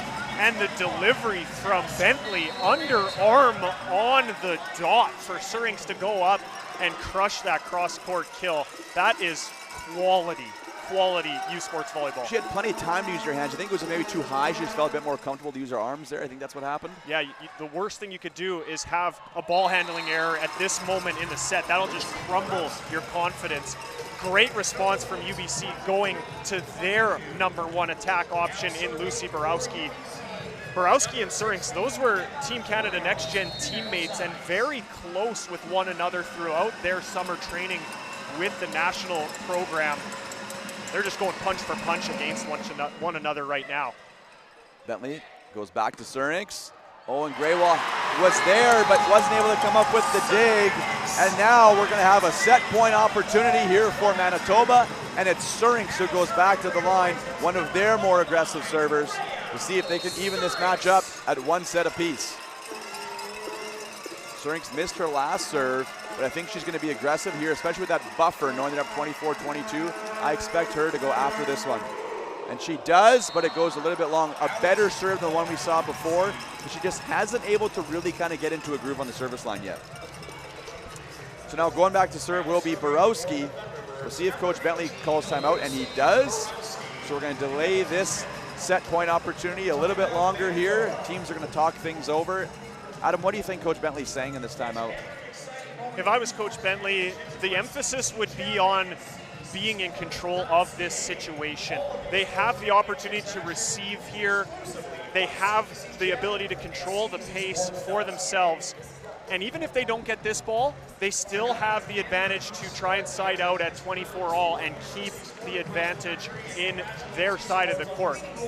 However, this is the trickiest rotation for the Bisons, and they've faced some troubles with Katrina Bentley, the setter, in the front row with just the 2 attack options in what is now Sabenga instead of Almonte and Badowski. So this has been the stickiest one for Manitoba tonight. We'll see what they can do, and it'll all be sort of dictated by the pass that they get on this Borowski serve. If I'm a gambling man, I bet this ball is going to end up in front of Rhea Surinks out of the back row. We'll see what selection Katrina Bentley has. That was my thought as well. But that serve goes long, so it won't matter. And that gets the fans on their feet here at the Investors Group Athletic Center, at least, well, the ones dressed in brown, we'll say. So Manitoba takes that second set, 25-23, and we are now tied up at 1 set apiece. You are watching the 2025 U Sports Women's Volleyball Championship on CBC. We'll see you shortly.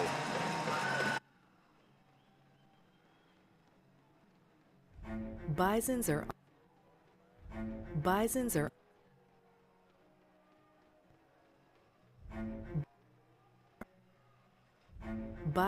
on the move, always on the go, charging ahead, making a difference in Manitoba and around the world, in transportation, in Canadian football, and in journalism.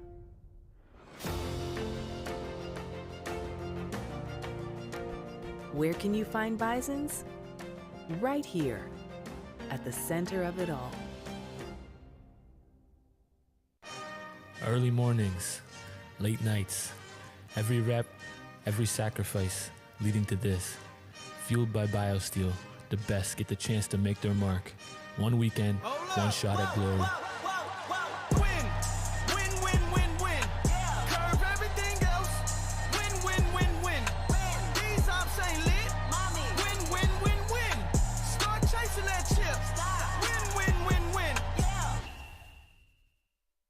Feel every hit, point, and celebration as if you're standing right on the sideline. Our passionate team unlocks a world of possibilities with digital broadcasting made simple, bringing heart-pounding action directly to millions of fans. Proudly Canadian, ISI Live, be there.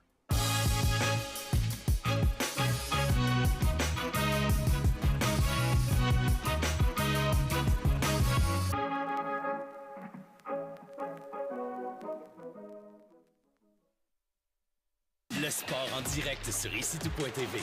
100% énergie. 100% gratuit. Votre meilleur plan de match pour voir des performances exceptionnelles sur l'appareil de votre choix. C'est icitout.tv.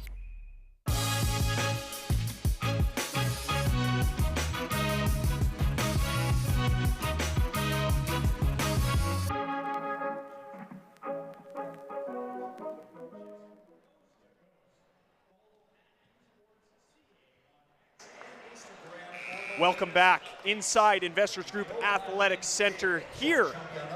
Set number 3 coming up shortly.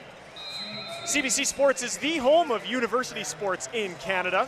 Catch the best U Sports men's hockey teams as they face off in the 2025 BioSteel University Cup live from the nation's capital, Ottawa, Ontario. The action begins Thursday, March 20th at 1 p.m. Eastern Time on CBC Gem cbcsports.ca, and CBC Sports YouTube. U Sports on CBC, where champions are made.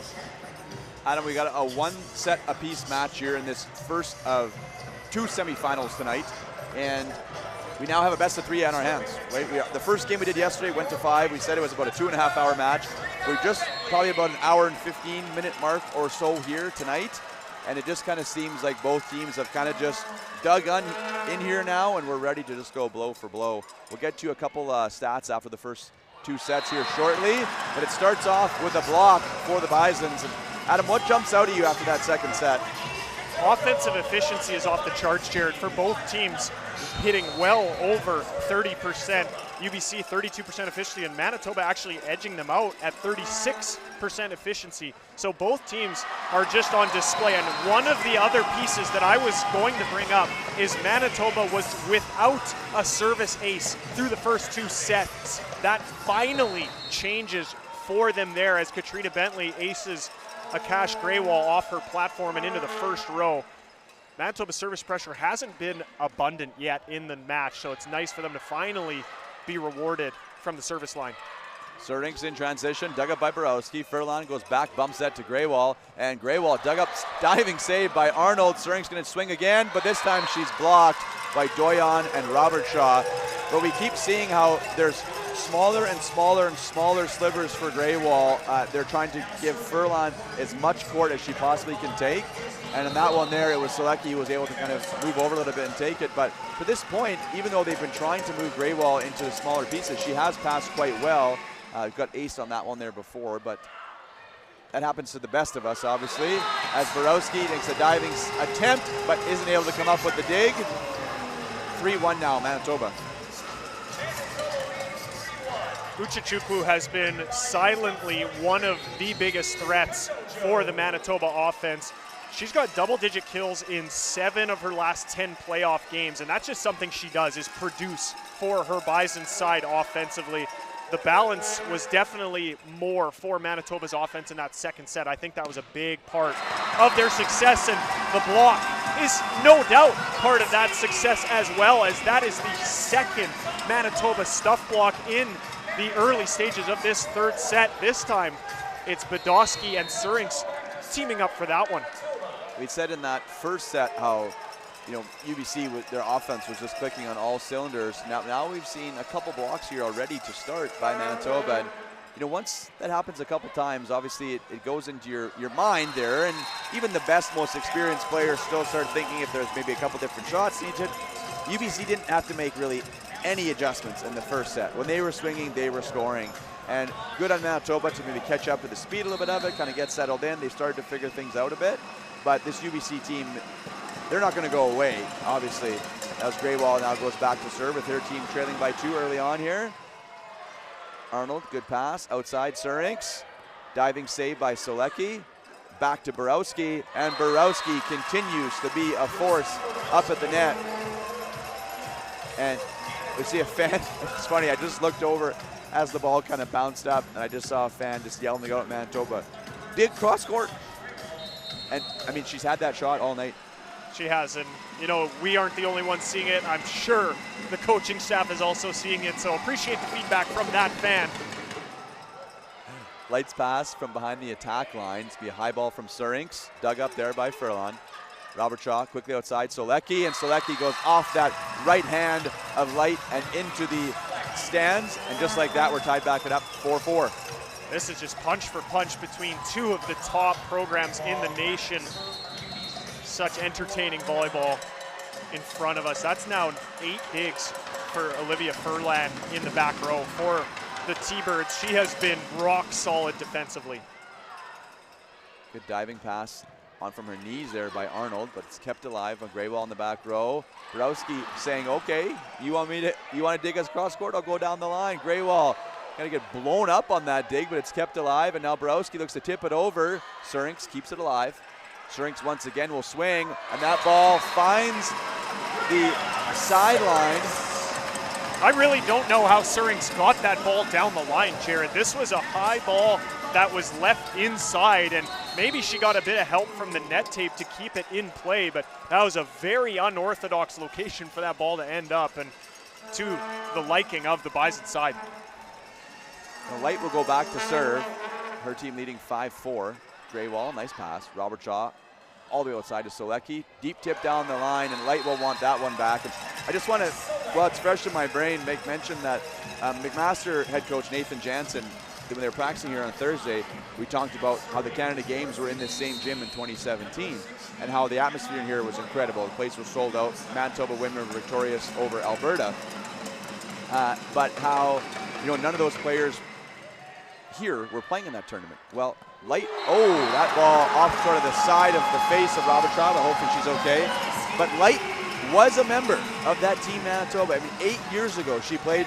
I think she was only maybe 16 when she played in it. She's had a couple, obviously the COVID year in there and stuff.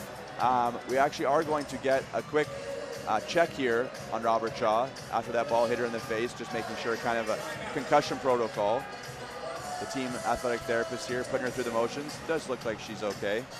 We give a lot of credit, obviously, to the athletes for all the time and energy and commitment they give to their craft, the referees as well, but this is not without the athletic therapy staff for each and every team as well, as in a lot of cases, these are students that run the team.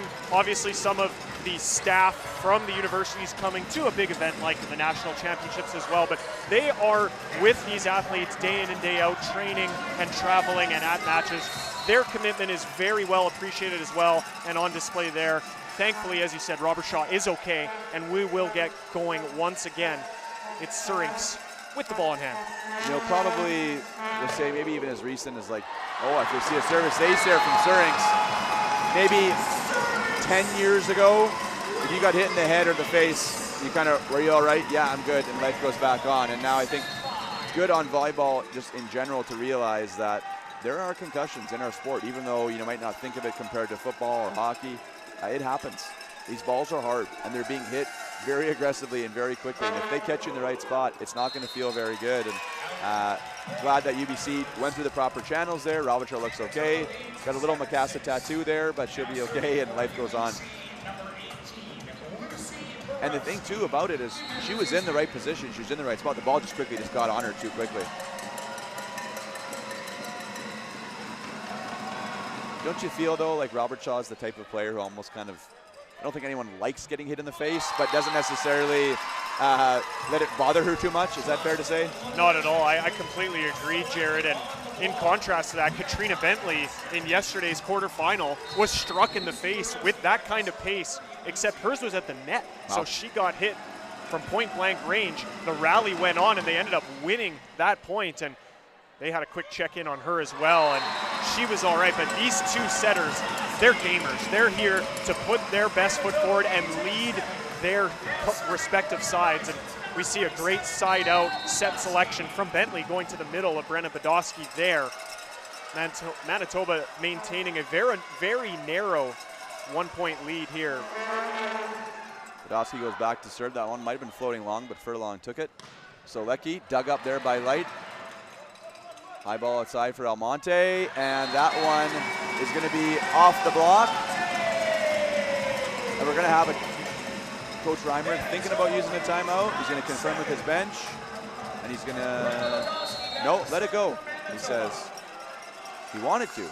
He made the motion about 5 times to his bench, but did not make it to the officials, so it only counts if they see it. Furlong, nice pass. Middle, Lenarchich, and that one goes long, no touch. That's the run the Thunderbirds want. They want that solid pass. They want to get it to the middle when possible. But unfortunately, Lenarchich just not getting on top of that ball, bringing it down into the court. And maybe 1 point behind what Coach Doug Reimer maybe wants to say. Hindsight is 20/20. But now they take their first time out of this third set. CBC Sports is the home of university sport in Canada. Catch the gold medal game of this 2025 U Sports Women's Volleyball Championship tomorrow at 7 p.m. Eastern, right here on CBC Sports. All of the action for U Sports Women's Volleyball is exclusively on CBC Gem, cbcsports.ca, and the CBC Sports app. U Sports on CBC. Chase the glory. It's so exciting to know that we have this match, another semifinal after this, and 3 more great matches to go in this tournament tomorrow, all culminating with that gold medal match on CBC Sports tomorrow night. I'm sure I'll have a great seat for that one.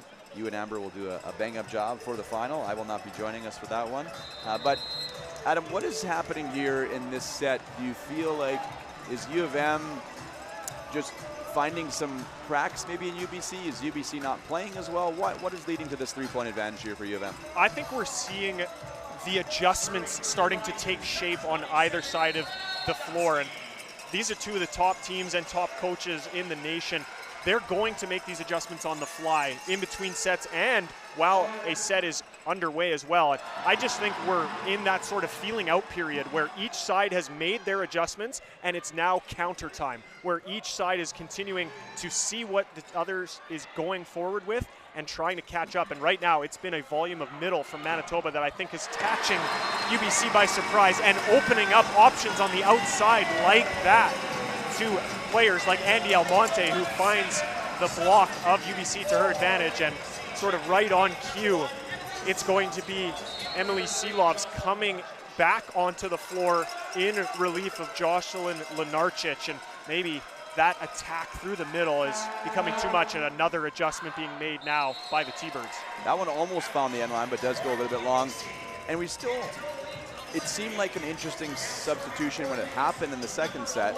This does seem now a bit more obvious that there's wanting to be a change to get Seelovs back out there for Lenarchich. And not that Lenarchich isn't playing well, but just the team has sort of started to lose a little bit of steam. So changing things up a little bit, changing the look. See what happens here as it's Sulecki puts the serve in play. Almonte on the left, slowed down at the net by Robert Shaw. Dug up there, Robert Shaw aggressive, and it's going to be her who's actually called on the net though. So it's going to be a side out for Manitoba. Great vision by the down official. We're going to give her some props here as her responsibility. She's actually taking care of the defending side of the net. She's only technically supposed to watch the block, but she sees that violation by Robert Shaw, doesn't hear the head official make a call, so she steps in, intervenes, and makes what is undoubtedly the right call for Robert Shaw on the net. Furlan dives in front of Sulecki. High ball outside to Greywall, and Greywall, I think the last time across the front row, got blocked a couple times, showing there, you just keep swinging, keep being aggressive. A nice shot there, gets the side out. Back to a 3-point game, 12-9, Manitoba leading, and it'll be Seelovs who will go back to serve.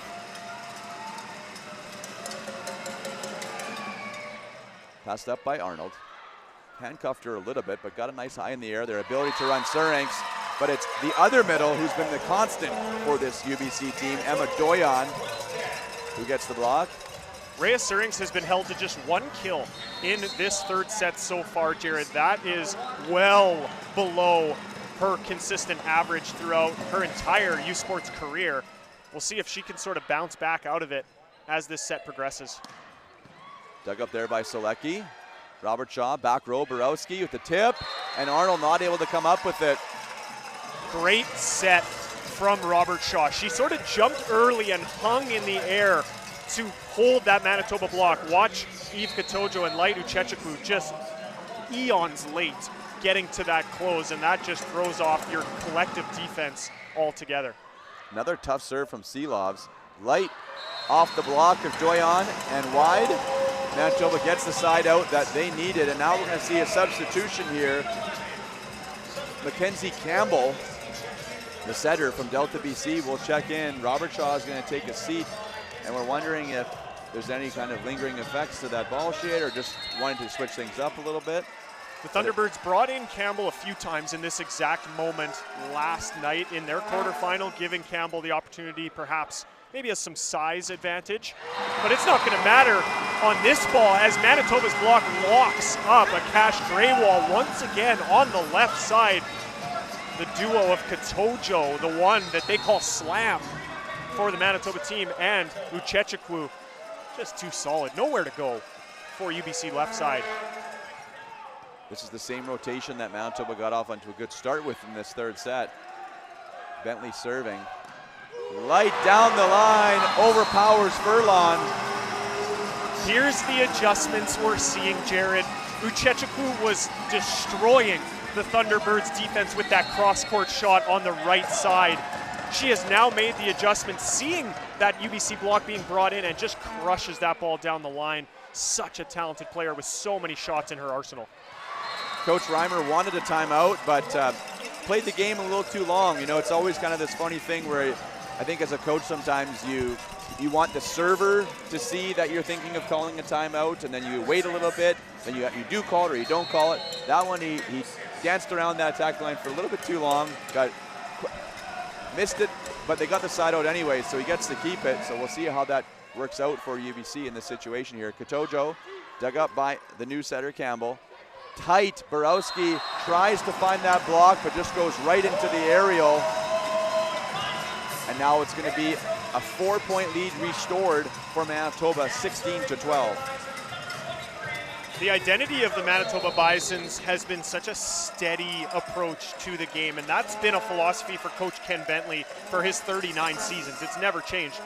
We would not be able to tell if Manitoba was leading by 4 or trailing by 4 with their body language, and I think that plays into their success so greatly here as they just stay steady no matter the situation. Crowd wanted a 2-hits violation on the setter, Campbell, but play continues. It didn't look pretty, but I honestly don't know if at this point I would have called that. The fans don't like it, but this is the evolution of volleyball, Jared. For those that may not take in as much volleyball as you or I do, this is the way the game is progressing. The call from the official is just not going to be there unless it is a really blatant two-touch. They're becoming more lenient, and I think that's a great direction for the sport of volleyball to go in.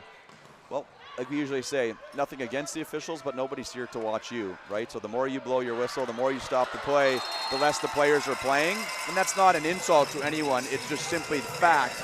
People are here to see spiking and blocking. They're not here to see ball handling violations. So I think it's good that one continued, but it has led to back-to-back points here now for UBC, and this 4-point lead has been cut in half to 16-14 Manitoba. Graywall on the service line. Catches Almonte, and now it's going to be Borowski. Looks to joust it over there with Surinks. Dug up by Almonte. Surinks going to have a swing, and she has just put that one down with authority. And now we're going to have another substitution. It's going to be Robert Shaw, who will check back in. Maybe Coach Reimer didn't like that set either. Goes right back to Robert Shaw. But I think, you know, sometimes Robert Shaw's the type of player who seems to have a pretty high motor. She's running around a lot, moving around a lot. Maybe just give her that little bit of chance just to take 5-6 points, clear her head a little bit, and now come in here for the finish of this third set. That ball clips the tape, passed up by Graywall. Well, not a great set now from Robert Shaw, but again, that's not going to get called, nor should it get called. So we're showing the bias here of, I think there's space to say, the hometown fans who just want every point possible for U of M. But it's not going to matter if you get the ball back and you put it down. That 4-point lead restored, 18-14, and now Coach Reimer will ensure he gets his timeout. And you feel the Manitoba fans, they're starting to get a little bit more into it. The team is starting to get more into it, and it's now 18-14 U of M. Fans, U Sports wants to hear from you about your viewing experience. Visit usportsfans.ca or to join our fan advisory panel. Tell us about yourself and help shape future U Sports Championship broadcasts by giving us your feedback for your chance to win U Sports prizes. Join the U Sports fan panel at usportsfans.ca. Jared, one of the things that jumps out to me in this third set is Surinks was held to just 1 kill until about 3 points ago in this set, and that didn't matter. The Bisons have been leading for the lion's share of this third set, and when the 2-time reigning U Sports Player of the Year is limited so greatly in her production at the facet of volleyball that she excels at most, the offensive side, but her team can still produce without that level of execution on her end, that's a deadly, deadly combination and execution coming from the collective 6 Manitoba Bisons. Well, it's interesting, right? The most attempts she's had in a set is the set they lost, the first set. And as great of a player as she is, we know that the pressure comes from, you can apply pressure with one outstanding player, but the more width and depth you have with your offense, layers to it, the harder it is for the defense to pick up on it, as it's Borowski covered there by Selecki off the soft block. She's going to have a chance to swing for a point now, and that ball goes out of bounds. The libero Furlan was letting that one. It was close, but she knew it was going out of bounds, but she had a little chuckle about it after. And now we're going to have the go-to serving sub, defensive specialist coming in here for UBC, Daphne Demerol coming in. See if she can rattle off a couple here and get UBC back in this. They're down only 3, still a long ways to go as we're at 18-15, but starting to lose a little bit of runway. Great pass there by Arnold, and Badowski with the kill. 6 kills on 9 attempts for Brodowski in this semifinal so far, just the 1 error. She has been so efficient when her number is called, and I love that set selection from Katrina Bentley there. You had Surinks and Almonte in the front. That middle is going to be one-on-one no matter the situation. Surinks now passed up by Furlan. Great pass. And then it's Seelovs, who we mentioned missed a good portion of the second set, the early portion of this third set, but comes in there with a nice attack. Despite being off the floor for a bulk of, I would say, this entire match, Jared, she's still got 5 kills. She's actually outpacing Emma Doy on the other middle for UBC, who has been on the court this entire match. Bentley goes back row to Surinks, and Solecki gets the big block one-on-one. That's a huge rejection, much to the delight of the UBC fans and bench. Let's get another look at this huge block from number 11 of the T-Birds. Unfortunately, we're just going to have to move on to the next point there. I would have loved to see another glimpse of that huge cross-court drop from Selecki. Outside to Almonte, right in front of the libero Furlan, and I think the block continues to just have, they can't seem to get the pace of Almonte's approach and her attack. It's not that she's overpowering them per se, it's the timing of that hang time, and it's just not able to line it up. Now it's Badowski who goes back to serve. Passed up by Furlan, nice ball. Middle attack, and that one finds the sideline, and Seelovs just continues to get the job done out there for UBC in this third set. And it's not flashy, Jared, but this set selection from Robert Shaw is what I love, as the pass was naturally brought over into a gap between Manitoba's middle and right side blocker, and that just instantly offers up a seam for Seelovs to attack, and she just goes straight away, led right to the perfect spot. Almonte dug up there by Borowski. Robert Shaw quickly outside to Greywall, and Greywall catches the defender, right Uchecheku in the back row. And now a 1-point ball game. We're curious if Coach Bentley will think about maybe using one of his 2 remaining timeouts. He's not going to use it here, as it will be Solecki who will once again serve. The Manitoba fans doing everything they can to rattle her cage. Nice pass, Almonte. Katojo in the middle. And you see how much of a factor she is from that personality of this team. Every time she makes a play, they're looking to her to bring energy to their squad. And speed kills, Jared. That set was so quick. We saw Katojo in the air before her setter Bentley had even made contact with it, just allowing her to go high over top of the UBC block before it can get established. Selecki with the reception. C-ball, Borowski, nice slow down by Light. Bentley quickly back outside to her on the left. Oh, a great dig there by Borowski. Free ball opportunity coming here for the Bisons. Pulls Bentley off the net. They go back row Surinks. And that one I don't think even got over the net. But that's where you take the credit as a blocker. You say, no, I got that one. Give me the stat. Just broken timing here from Surinks and Bentley, as it seemed like that set got to that C-ball just a little bit slower, a little bit higher than typical, and it was almost as if Surinks was waiting for that ball to get to her. Never the ideal situation for an attacker. Bentley goes middle to Katojo. Selecki there with the dig. Back row Borowski. Borowski with the tip. And some confusion there. That should have been handled by Manitoba, but it's almost like they weren't sure who was supposed to take it. And now we are tied 21-all, and Coach Bentley will call his first timeout. It's a race to 4, win by 2. Should be a great finish to this third set. Adam, how integral do you think getting out in front will be here for either side in this match now that we're tied 1-1? This set is massive right now, Jared. It's all about your mentality, and you can play with that extra added level of freedom and looseness to your approach if you're victorious in this third set. There's no pressure. Your gold medal opportunity is not on the line no matter the result of that fourth set. On the flip side, if you do, whatever team ends up losing in this third set, there is going to be, whether it's conscious or subconscious, added pressure to execute and come away with the fourth set victory, because it's do or die at that moment. And I think it really plays into the psyche of these athletes. Now, two very successful programs in the last 3 to 5 seasons. These UBC Thunderbirds are back-to-back national champions defending here right now. There's opportunity and familiarity in these moments for both sides, so they're definitely not down and out. Interesting, we're going to see a substitution here. Lenarchich is going to check back in for Seelovs, and I think obviously looking for have a bit of a different type of serve, but we could be in a situation, this might go extra points. Does she get back to the front row? Seelovs was so strong across the front row here. You wonder how this is going to work out here for UBC. So out of the timeout, Lenarchich puts a tough serve in, passed up by Arnold nicely. Quickly outside to Light, and Light down the line, overpowers Borowski. Great timeout there by Bentley. Manitoba back on top by 1.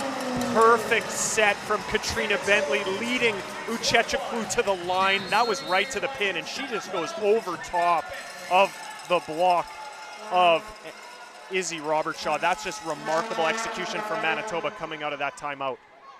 Bentley once again puts a tough serve in play here. This has given the T-Birds trouble all third set long. Light on the right. Soft block covers her own ball. Bentley outside to Surinks, and Surinks dug up by Furlon. See if UBC can take advantage. Bump set, high ball, Greywall, left side. And she gets the kill. We're tied up once again. 2-2-2-2, 22-22. No fear from Akash Greywall as she comes flying in to a very well-established Manitoba block.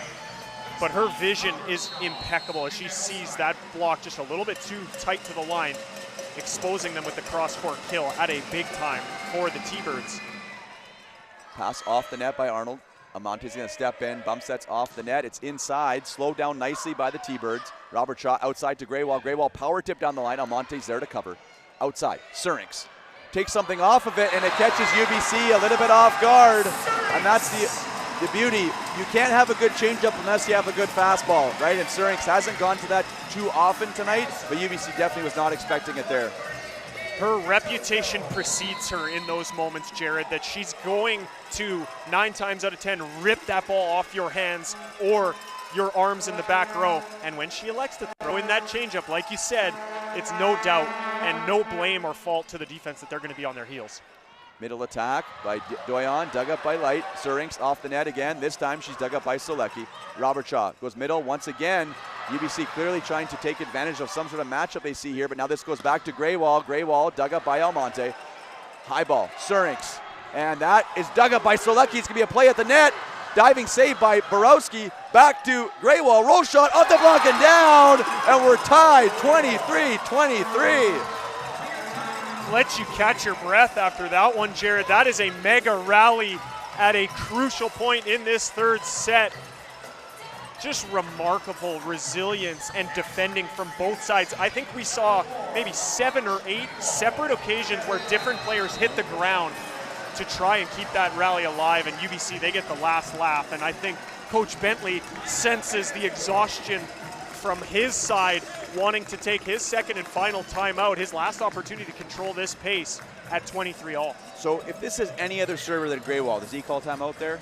That's a great question, Jared. Really good factor to all this, perhaps, but this definitely solidifies your reason to take this timeout. I mean, no doubt Coach Bentley's in this timeout discussing how important the pass is and where they go with their offensive selection, if it's a perfect pass and if it's not, because you have to game plan for a less than perfect pass when Greywall is serving. It's been undoubtedly aggressive, and knowing her mentality and her approach to this game, Akash Greywall is not going to ease up on this serve coming out of this timeout, despite the score being 23-all.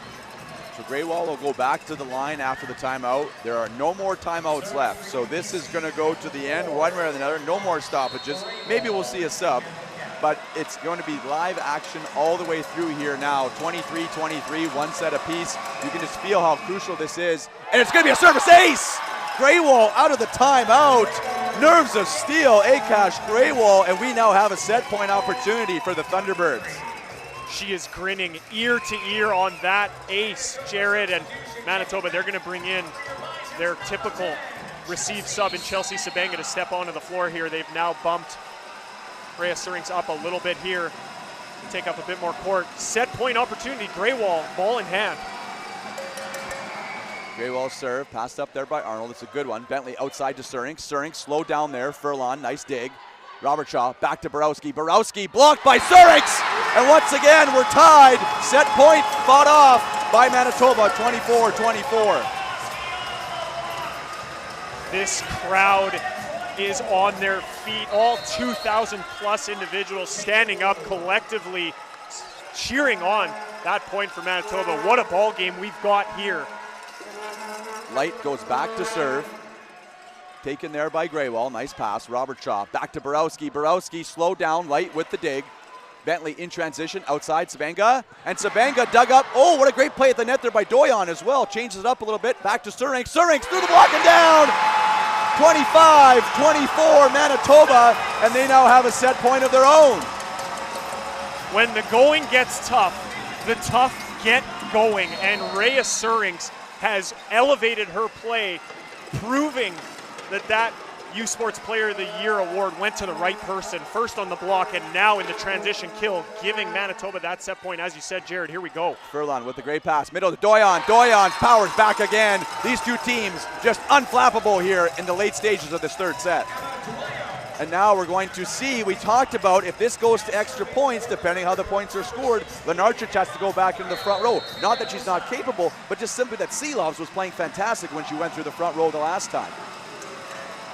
Let's see if that plays a factor. Doyon back to serve, 25-25. Arnold pass, pushed Bentley over to the left a little bit. Outside Sabanga, she has to just tip it over. Dug up by Selecki. Robert Shaw back to Borowski. Borowski off the hands. There's no touch, and I think that's a miss. I saw a touch there, Adam. What do you think? We have the net cam there. Tough to say, as Coach Doug Reimer, he is adamant that there was a touch there as well. Lucy Borowski, she flies over. We're going to get another look here, folks. It's quick. It's very difficult to tell in that angle whether there was a touch or not. Now, head referee Andrew Robb, he's going to bring over the lines judge in question who had the best look at that play. It'll be interesting to see what culminates from this discussion. It was quick. They've already broken. Yeah, that's a tough one. I mean, it's so hard to know. It's just the flight of the ball certainly seemed like there was a touch, but it doesn't matter now. The touch not called, and it's now a set point opportunity again for the Bisons.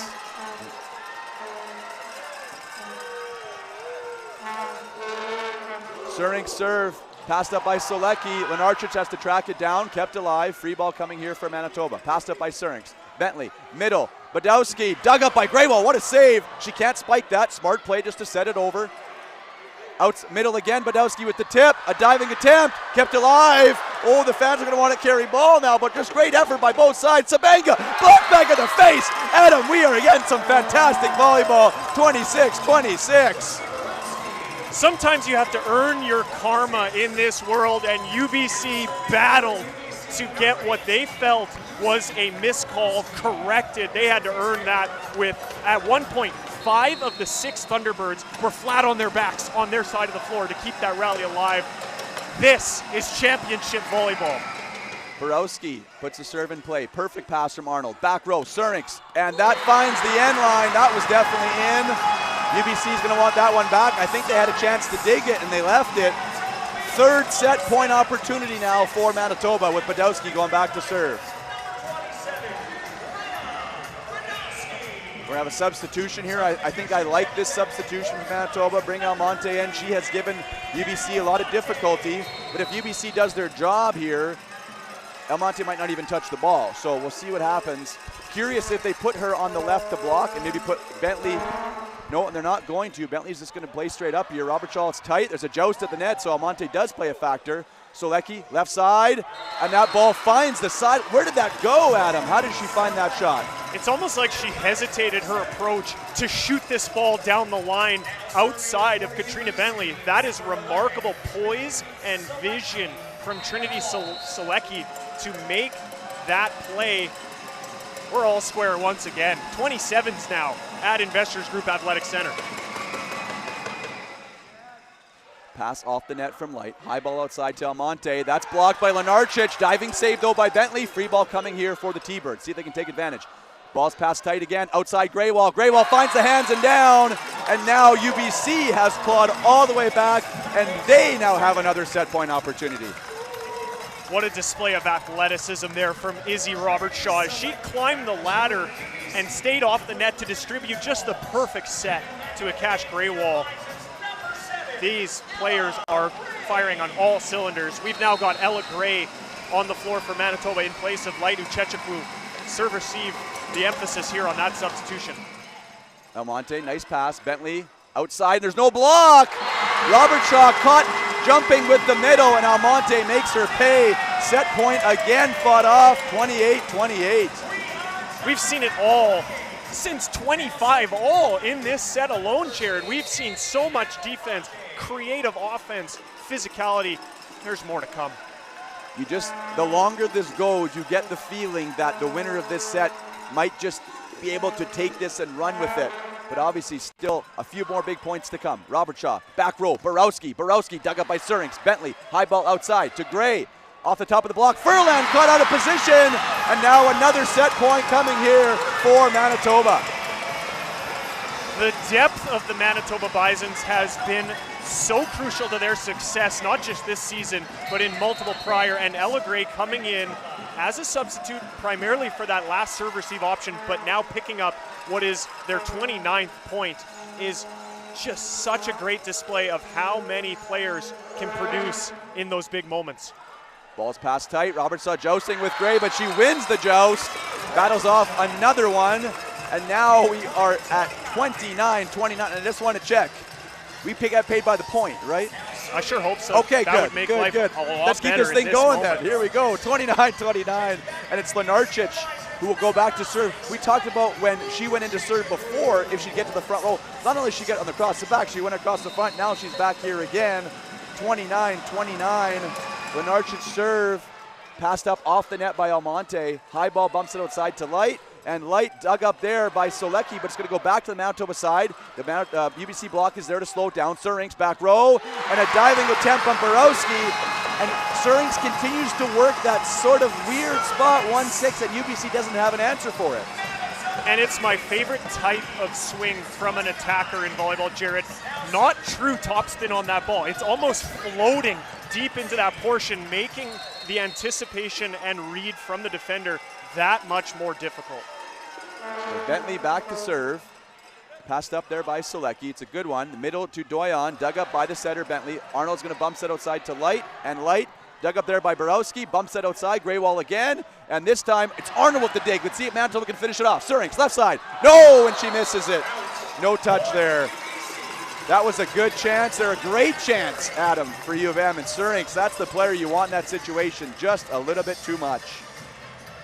How lucky we are that we are at 30-30 here in this third set. We're seeing the best this nation has to offer in collegiate volleyball. We're getting more of it than we're even supposed to have in this set. The setter, Robertshaw, back to serve. It seems like forever ago she was subbed out. That's how long this set has been. Surinks blocked by Borowski, but kept alive. Now it's Light on the right. Furlan there with the dig. Back to Borowski. Borowski blocked by Katojo. And once again, it's Manitoba with a set point, 31-30. Wow, we're having fun. And the beauty of this is we get at least one more set, no matter what happens here. And now we're going to see Chloe Elderbrock, who has done a great job off the bench coming in to serve, but also has given them some defense. All season long, Chloe Elderbrock came in this situation as a serving sub, and she has one of the more tricky float serves for her Bisons team. We'll see if maybe a bit of dance can come on this volleyball. Ellerbrock serve, passed up by Furlan, puts him in a little bit of trouble. Grayball on the right, cut shot. That's that beach experience there for sure. But Surinks is going to have a chance, and she finishes it off!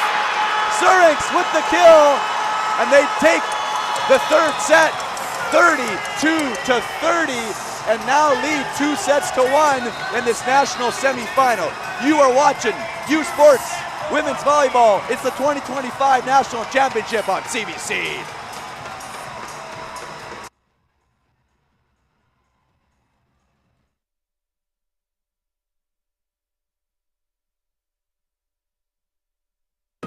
It's that moment again, the one you dream of every night. La seule chose qui te préoccupe.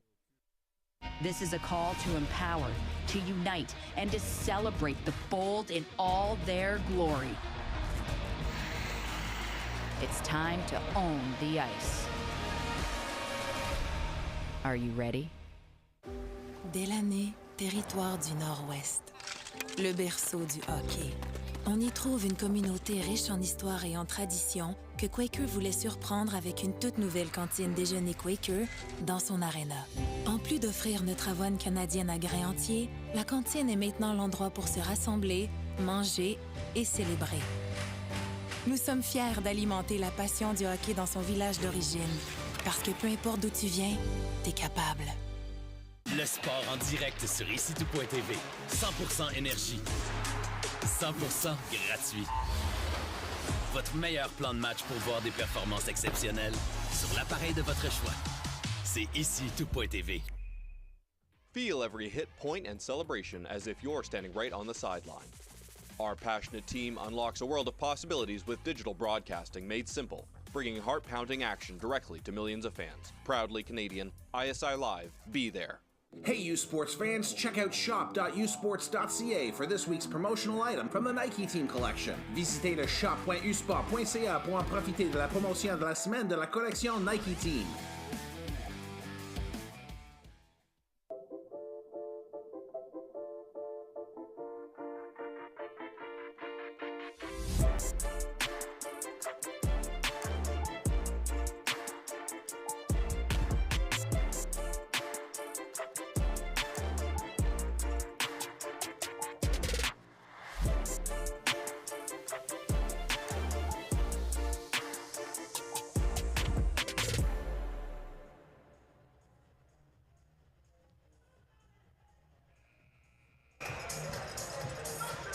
Welcome back with set number 4 of this first semifinal at the 2025 Women's Volleyball U Sports National Championships here.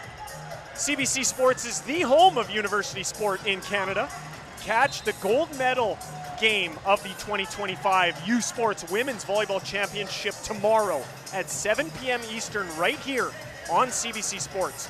All of the action for U Sports Women's Volleyball is exclusively on CBC Gem, cbcsports.ca, or CBC Sports app. U Sports on CBC. Chase the glory. Well, there was a lot of glory in that third set, Adam. There was a lot of opportunities for both teams. And the thing I loved about the most, there weren't a lot of mistakes in that run. It was teams earning points back and forth. We didn't really get any missed serve, no aces. It was just fantastic play on both sides. And we have the stats in front of us here for this third set, but the thing that I want to make mention of that you pointed out, but I want to see one other thing here. Have you ever seen 3 sets take an hour and 43 minutes? This is mental, Jared. That just goes to show how tightly contested these, not just every point, but every single rally. These balls are going 4, 5, 6, 7 times on each side of the net per point played, and it just takes that much effort and execution to put a point on the board. And we are back up and running here for set number 4 in this semifinal number 1. Light on the right, and that ball never got over, so first point of the 4th set goes to UBC, and it's almost like everybody kind of needs a couple minutes just to sort of get through that. Maybe go grab a drink, go for the bathroom, go for a little walk, get some fresh air outside. This has been fun, been very fun. And I think the beauty of it, like we said, this match isn't over, and knowing we still have another one to come after that, we're going to be here till midnight. That ball goes long, and that's the way it should be, right? I mean, it's the best teams in the country playing when it matters the most. You expect it to be close, and that's exactly what it's been 25-21, 25-23, 32-30. I mean, those set scores in the first, I think UBC, I would say comfortably, probably that game got a little close. That score is almost a little bit deceiving, but the second and third, I mean, obviously when you get to 32-30, I mean, there's just really not much separating these two teams. As it's kept alive on the UBC side, Robert Shaw goes back to Greywall, and Greywall finds a nice little seam in the block there and puts it down, and you can tell the fans are just exhausted. They're there. They don't know what to do.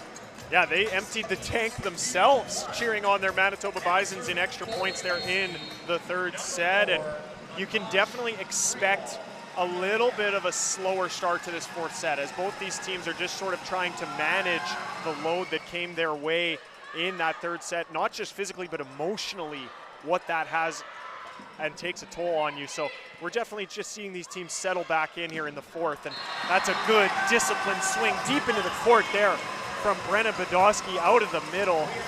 That's her 7th kill for her Manitoba Bison. She leads all middles in tonight's match in kills. Interesting, Jocelyn Archich, we talked about how she came back in to serve, and then she's now staying in here in the front row as well. Kasilov's really was fantastic, but I got a feeling we'll probably see both in this set, will be my guess at some point. Furlan's pass, just a bump set actually from Robert Shaw to keep it going. Ball's dug tight, but a good job by Bentley to save it. Robert Shaw all the way back across to Borowski, but Almonte is there with the block. And the Manitoba bench with quite the celebration there. That one's been practiced. That's not spur of the moment. We've seen Chelsea Sabanga on the floor a number of times tonight for the Manitoba Bisons, but she is the heart, soul, and perhaps choreography behind the Manitoba Bisons bench, as she really leads them in their energy production, which is an intangible that matters more than people might expect for the players on the floor to lean on that sort of energy and emotion brought by a collective 8 players who maybe don't get a lot of opportunity on the floor, but the amount that influences is so important. This sentence is like the prime example of how to make yourself sound old, but I hear the Manitoba women's volleyball team is big on TikTok. So they have quite the following, I guess. Those bench celebrations, I'm sure, a big part of it. But it just goes to show you, like, we're playing the most important games of our careers, like for a lot of these athletes. Some of this could be the last, if they don't decide to pursue pro, they don't play next year, it may be, they're gonna focus on school, and they're still having fun, right? And it's a good lesson for those young athletes who are here in person to see that, like, yeah, we're taking it serious, yeah, it means everything to us, but we're still supposed to have fun. It is still a game at the end of the day, and I love seeing that, some of the celebrations here in these two teams. As we see some emotion there from Doyon, I don't think we can repeat what she said after that block, but clearly now, if you're UBC, you don't have any more runway ahead of you to mess around with. You have to win this set and get to a 5th. That's a big block from Doyon. That's her 3rd already in this semifinal match. So Lenarchich back to serve. 5-3 early advantage here for the T-Birds. And there's some confusion there. I have a rule on our teams, Adam. The setter never calls help, right? And you could just see that Sterings was just not really expecting that Bentley wasn't going to be able to get to that one. But you look at where Bentley is coming from, almost, we're going to have a timeout here from Coach Bentley, but where Katrina is coming from, almost impossible for it to get in that rotation all the way back to that ball. Really just the perfect serve from UBC. The 2025 U Sports Men's Volleyball Championship, presented by Sunrise Credit Union, is headed to the campus of Brandon University from March 21st through the 23rd. Ticket packages for the tournament are almost sold out. Scan the QR code at the bottom of your screen or visit usportstickets.ca to guarantee your seat. The 2025 U Sports Men's Volleyball Championship, presented by Sunrise Credit Union in Brandon, Manitoba. Chase the glory.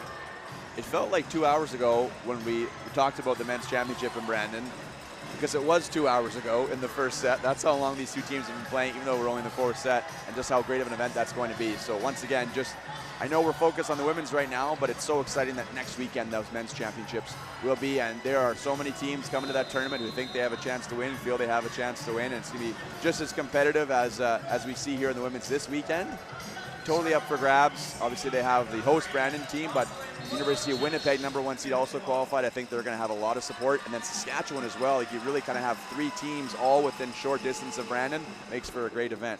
So back to the action here out of the timeout. Bentley goes to Surinks on the right, and that goes over the shoulder of Grual. She can do it all, Jared. She is managing this ball just beautifully. This is not the easiest set, as it's almost a little bit behind where she would want it. Didn't quite lead her to the net, but she still manages to snap that ball high down the line, over top of the block and defender. Surinks with the serve. Passed up there by Furlong. Well, middle attack to Doyon. And we haven't, again, the middles for UBC, it seems like we don't say their names a ton, but every time we do, it's for a good reason. For sure, and Jen Cross, once again, my eyes are drawn to her every time there's a middle scoring for UBC, because she is adamant that they need to go to that middle position more in their offense, and rightfully so. Both of the middles, actually all three that we've seen for the Thunderbirds, have been incredibly efficient tonight. Great catch there by women's national team coach Matt Kruger, one of the assistants with the program, sitting in the VIP area there off that missed dig. 7-5 UBC after that side out, and it'll be Badowski who goes back to serve. I'm hearing more and more of the UBC cowbells coming out behind us, so I can't say I've noticed that too much in the first 3 sets as Selecki goes off the hands of Bentley. And you know, interesting, I think it's obviously fair to say that with Bentley's size, that's something that could be an issue for her. I haven't really noticed that being a huge issue though for Manitoba, their defensive block scheme. There's a lot of teams throughout this conference season, and even here at the national championships, who have made that a point of emphasis for their offense, to go at Katrina Bentley and try and hit over top of them, or her, I should say. But Manitoba's defense is structured to support that. So it's maybe not the most efficient run when you're almost playing into the hand that they want you to work with. So yes, does on paper or by first look that seem like a nice matchup? Sure. But with Manitoba's structure, it's maybe more efficient to keep the variety in the offense, and I think that's really what we've seen most of here tonight from UBC. Doyon again in the middle. I think this is a clear adjustment that UBC has made from this 3rd to 4th set is we can't just run everything to the pins. We have to take back the middle of the court, and now we're going to see a substitution here from Coach Bentley. Ella Gray will check in. And it will be Selecki who will continue to serve. The Manitoba reception has broken down a little bit here in this 4th set, which has led to this 5-point gap that they're currently in. But a nice job there to keep it alive, then some confusion, and it was Doyon who kind of actually got in the way of the setter, Robert Shaw. So Manitoba needed that one, and they got it. They still trail by 4, 6 serving 10. We sort of chatted in between sets about what the response from each team would be coming out of that very lengthy, emotional 3rd set. Do you think this deficit that Manitoba is facing right now is a relation to how emotional and how, I guess, exhausting that 3rd set is, or is UBC maybe just answering the bell a little bit? You know, I think not anymore. I used to watch a lot of UFC, and a big thing that the term they used was the adrenaline dump, right? And after things go your way, and I kind of feel like it's almost easier to regroup after a set like that when you do lose, especially because they're down 2-1. I think just the high and the energy and the emotion that comes from winning that set, it can be hard to feel like you have to kind of go and do it all over again. But what I have learned from all these years, Adam, of coaching and doing the announcing and all these other things in our sport is that just when you think you have figured out some sort of pattern, something else changes, and then you realize, oh, I really don't know actually what's going to happen here. Each match really is independent of that match. Each set, each point is kind of independent of each other in some ways. So I think Manitoba, they're in a bit of a hole here right now, right? 11-7, but you keep chipping away a little bit. They're not going to want this thing to get to a 5th set. So I'm very curious how the back half of this 4th will go, as it's Borowski out of the back row, and there's C. Surinks with a big celebration after the block, teaming up with Katojo, and once again we see a little merry-go-round celebration from the Manitoba bench, as we see on replay there, Surinks with the big block. Rhea Surinks has 52 attack attempts. That swing from Borowski cracked the 50-piece for her on the night. We're only about a 1/3 of the way through this 4th set, Jared. We may be flirting with some territory where we're seeing attempt records broken at national championships, as Rhea Surinks, once again, her number is called, and again picks up a kill down the line. 53 attempts, 20 kills now for the Manitoba left side. Now we're going to have a timeout by Coach Doug Reimer, just sensing that Manitoba working their way back into this thing, wants to stop it right here, right now, with UBC leading 11-9. We've had a lot of fun on this call, but fans, U Sports wants to hear from you about your viewing experience. Visit usportsfans.ca to join our fan advisory panel. Tell us about yourself and help shape future U Sports Championship broadcasts by giving us your feedback for your chance to win U Sports prizes. Join the U Sports fan panel at usportsfans.ca. And for you folks who maybe are consuming some of your U Sports action in this season, how can you not be a fan of this product? Oh, absolutely, and we had a good shot of the championship banner there in the timeout, and that's what these teams are competing for. They want to hang that on their wall, and the thing about it is, once it's there forever. They don't get taken down. They might get a little bit yellow sometimes over the years, but you know, they're always there, and you can always go back to it. And I do see a lot of alumni from the Manitoba team, the 2014, their last victory, mentioned 11 years ago. They are here in that VIP area. And, you know, you just take a look at that wall and you see it. I know it says CIS. It's all the same thing. The name has changed a couple times over the years, but it just brings you back to that little moment. You know, it's kind of just that little piece. You got to remember, man, those were good times. Those were good days. And, you know, we look on the banner as well. The last time U of M hosted, they were also victorious when they were the host, and they're trying to do that again here in 2025. But they have a lot still ahead of them. Obviously, this is only the semifinals. I know you might be tuning in thinking, wow, this is a great final. No, this is only the semifinals, folks, and we have another one of these after this, too. That's the best part. I hope our voices make it. We made a mobile tea order in between these two sets here. So nice job out of the timeout, 12-9. Bentley goes high ball outside to Surinks, and Surinks gets blocked there by Borowski. And these two just continue to go back and forth.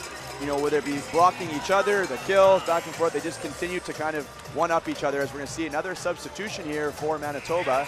Sibenga will check back in, and we've seen her in all 4 sets, so obviously she's very comfortable coming in and playing a little role. And credit to Almonte as well. She gets right back out there when her number is called and gets right back into action.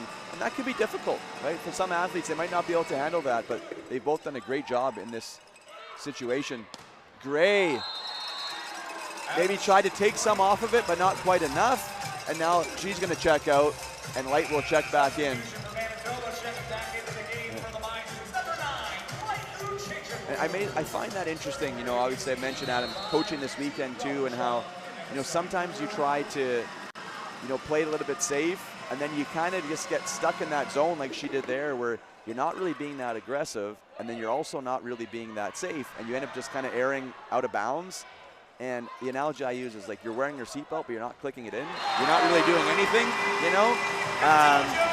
But she didn't go in there for offense. I think that's fair to say, as Coach Bentley put her in there to shore up the serve reception a little bit for Light, and kind of was riding that as long as he could. And I think he kind of felt, okay, that was the 1 point. That's when I need to get Light back into the game, and that's exactly what he did.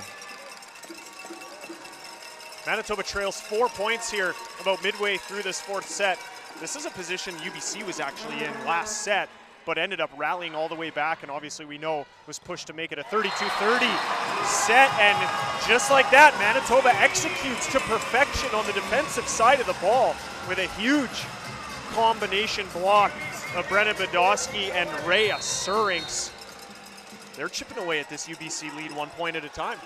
Yeah, just little bit by bit. You know, you can't, I mean, not often going to get them all back at once. Just kind of think of it, hey, just get one hold here, one hold there. Next thing you know, we're tied when we get to round 18 or 19. But that will certainly help, as it's a service ace for Katojo. Furlan has been, you know, pretty rock solid back there, and she kind of almost just giggles a little bit with her teammates saying like, oh, I kind of screwed that one up a little bit. Furlan has an abundance of experience, not just with the UBC Thunderbirds, as a very large contributing player in their championship teams in the past. She actually was an outside for a number of seasons, now in the libero jersey. Also a Team Canada Beach Stream athlete as well, has had some international experience there, so ball control is her thing. Very uncharacteristic of her to get aced, and the pressure continues to be applied from Manitoba as Uchechukwu comes up with a huge transition kill off the outside hand of Lucy Borowski. Remember how I said you're not going to get them all back at once? Well, Apparently not. U of M is going to say we want to try to do that here if we can. And now we have that rotation here where Ruwal goes all the way back across into position 4. And you're going to see kind of the step around run with Borowski swinging in the middle. And then Greywall hits it wide. And now we're going to have a substitution checking in for UBC will be Kylie Glanville, who will be coming in. And Glanville is going to take out Borowski. And you got to think this is just to try to get, you know, maybe Glanville gives a look here where maybe gives a bit of a better swing on the left than Borowski to something a little bit different. Wouldn't be surprised if this is just a very quick one outside out, you know, right back in there, a little bit of water and good to go.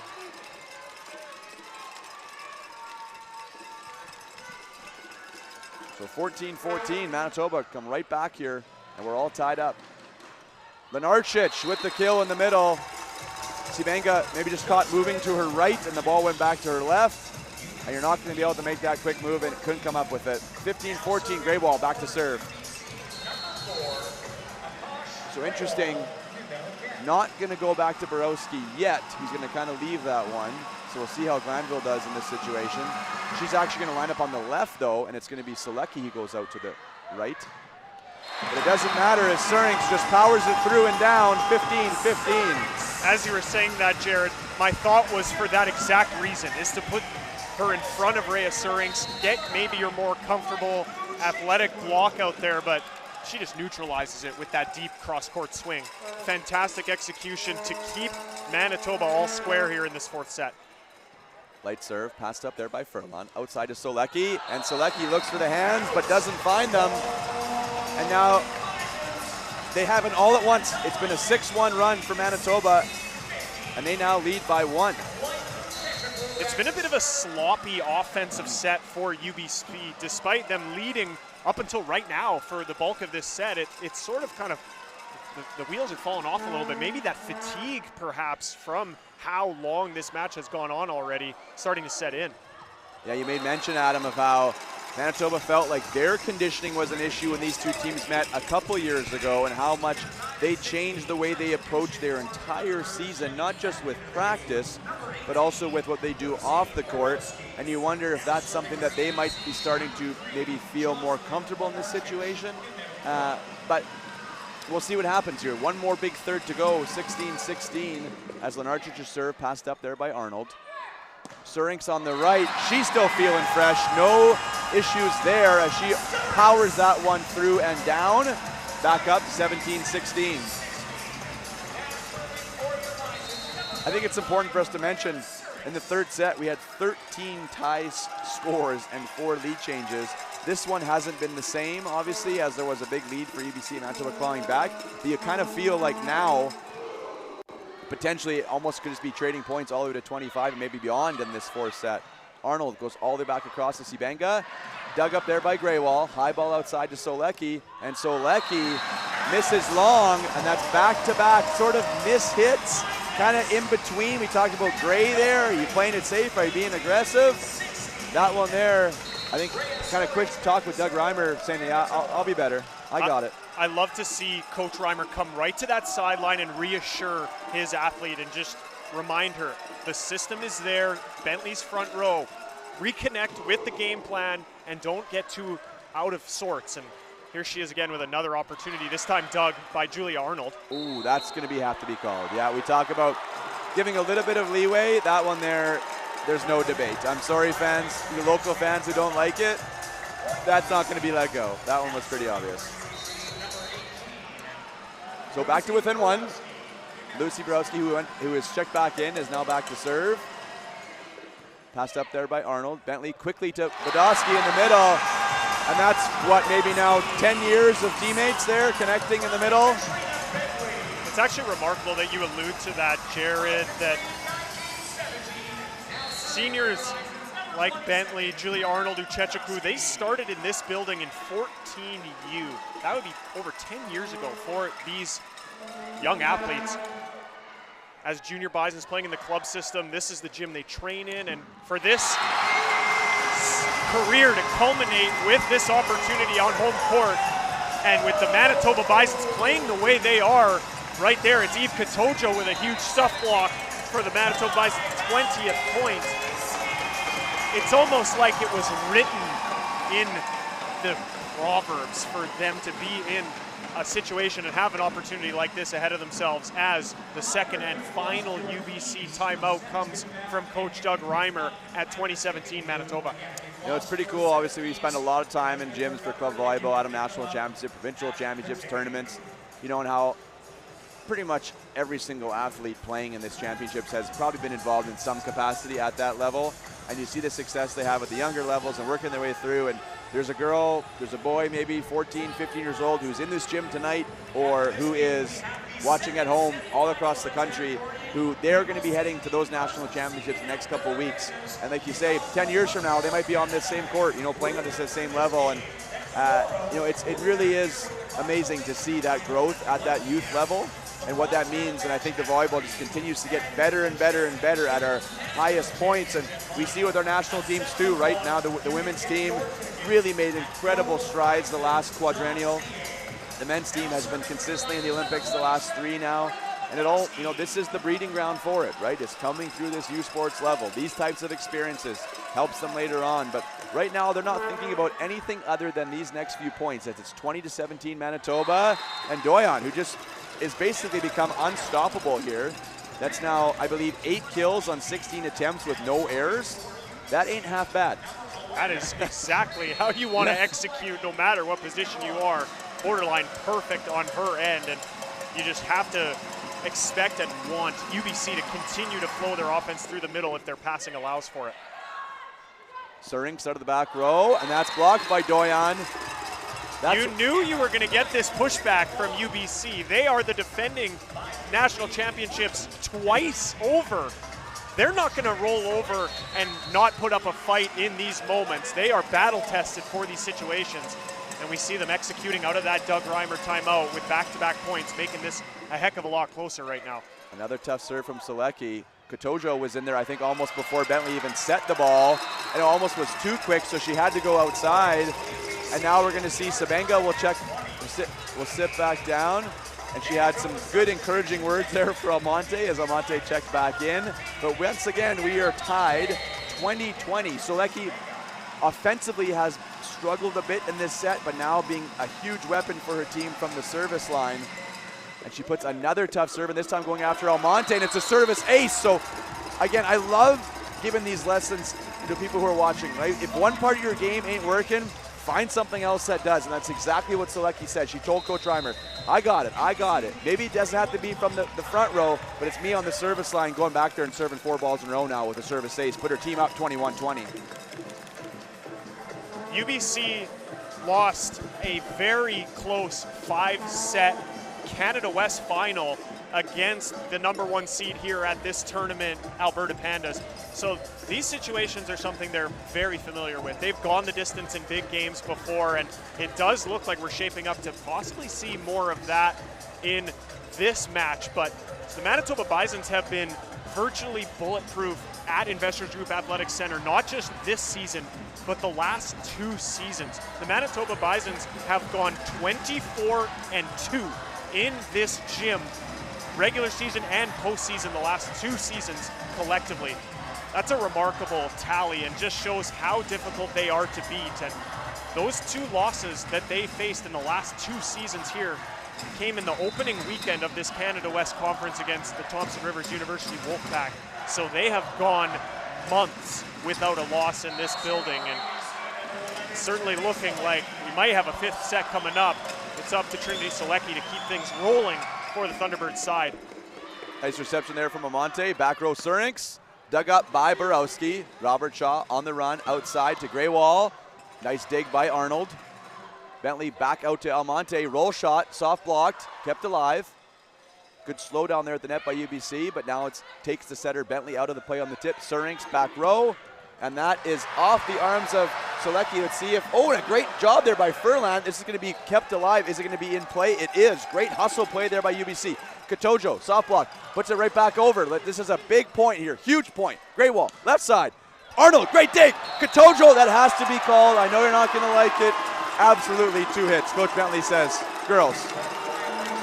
Yes, it's the right call. Certainly unfortunate to end such an impressive rally for both sides on a ball handling error, but you're 100% right, Jared. That is going to get called every single time, and it's now up to these teams to sort of settle themselves after such an abrupt finish to that very, very long rally.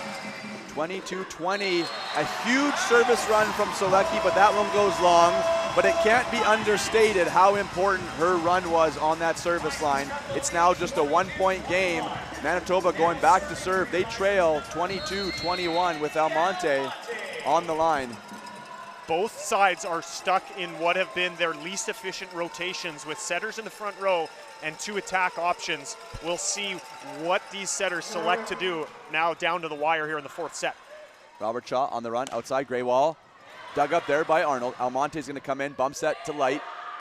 And she is dug up by Solecki. It's going to go back to the Manitoba side. A bit of confusion there as the ball was kind of put into a weird zone. A joust between Greywall and Bentley. Good job by the setter to keep it alive. Surinks back row, tipped over.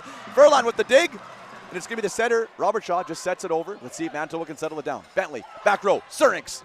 And that finds the corner. We're tied, 22-22.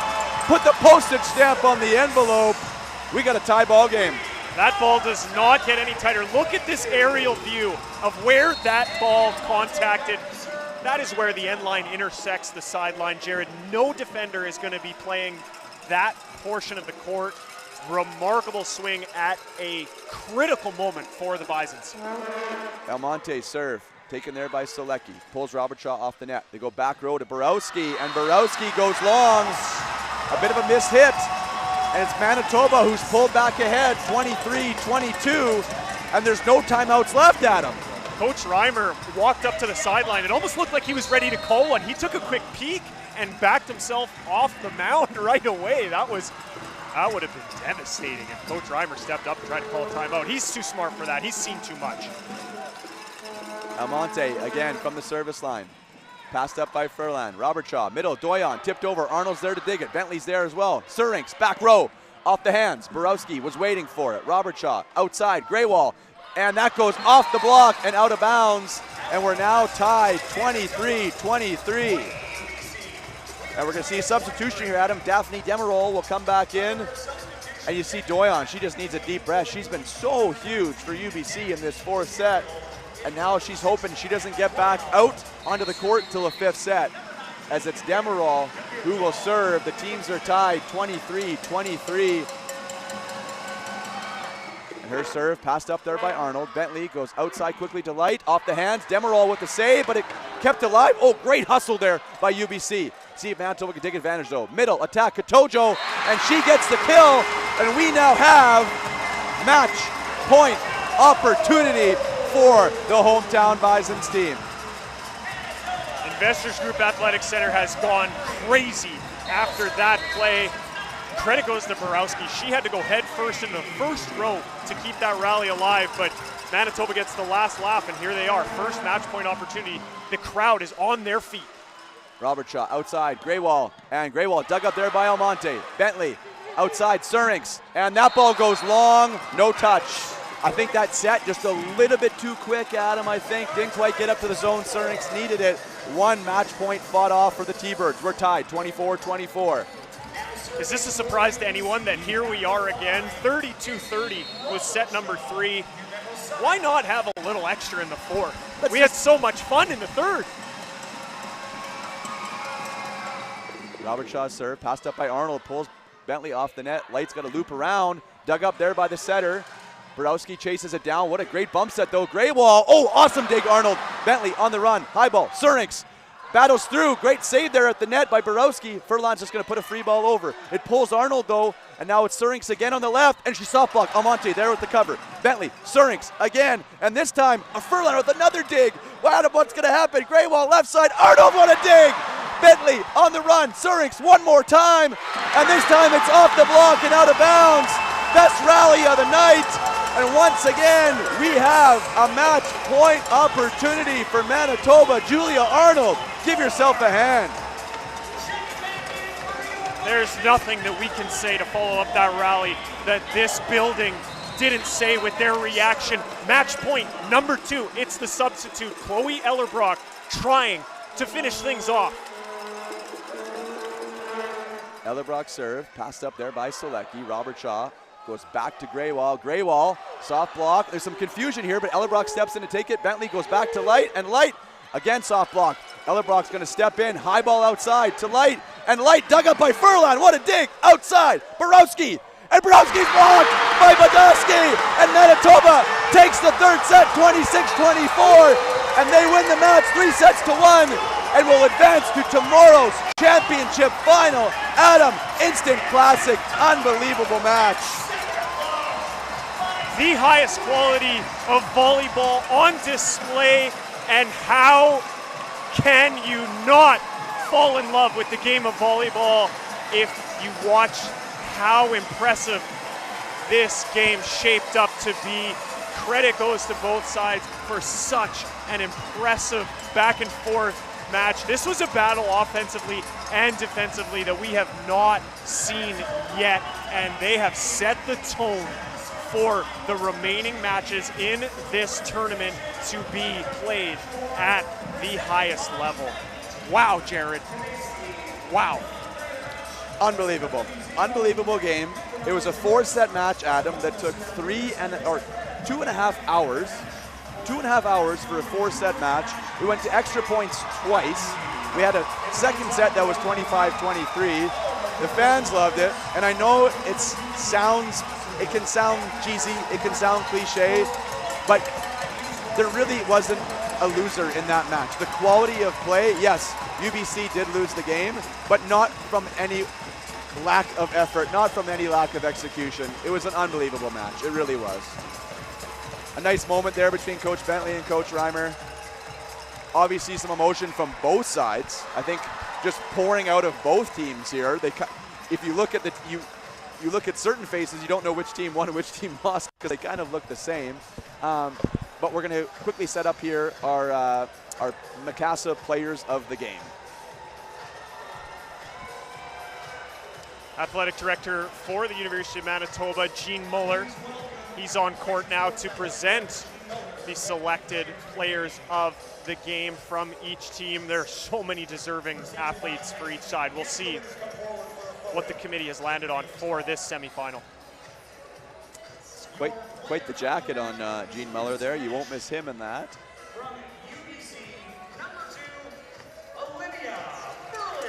Olivia Furlan with the Macassa player of the game for UBC, and she kind of had a bit of a surprised look on her face there when she was named, but I thought she played quite well. She had 17 digs. Selecki led UBC with 18, but I thought Furlan was pretty solid all night long. Passed the ball well, dug a lot of balls. From the Manitoba Bisons, number 14, Julia Arnold. So how about that? Both liberos, and Arnold was the match leader with 22 digs. That one sequence and that wild rally, I think she had maybe 6 in one rally, Adam. It's almost as she got more composed, the more chaotic things got. We saw her clutch in the third set and the fourth set in those extra points. Very deserving from both of those athletes selected for the player of the game by Macassa. Be sure to join us for the next broadcast coming up shortly, featuring the Alberta Pandas and the Montreal Carabins. Coming up tonight, we're going to say supposed to be 8 o'clock. Well, we're already at 8:31 local, so I think we're going to be probably about 25 minutes or so. So you have time to quickly step aside, refresh, make sure you get back for that one. So on behalf of Adam DeYonkier and our entire U Sports crew on CBC in Winnipeg, this is Jared Brown speaking, reminding you the final score of today's game was 21-25, 25-23, 32-30, and 26-24, 3-1 for our victors, the Manitoba Bisons. Thank you for watching, and we will see you for semifinal number 2.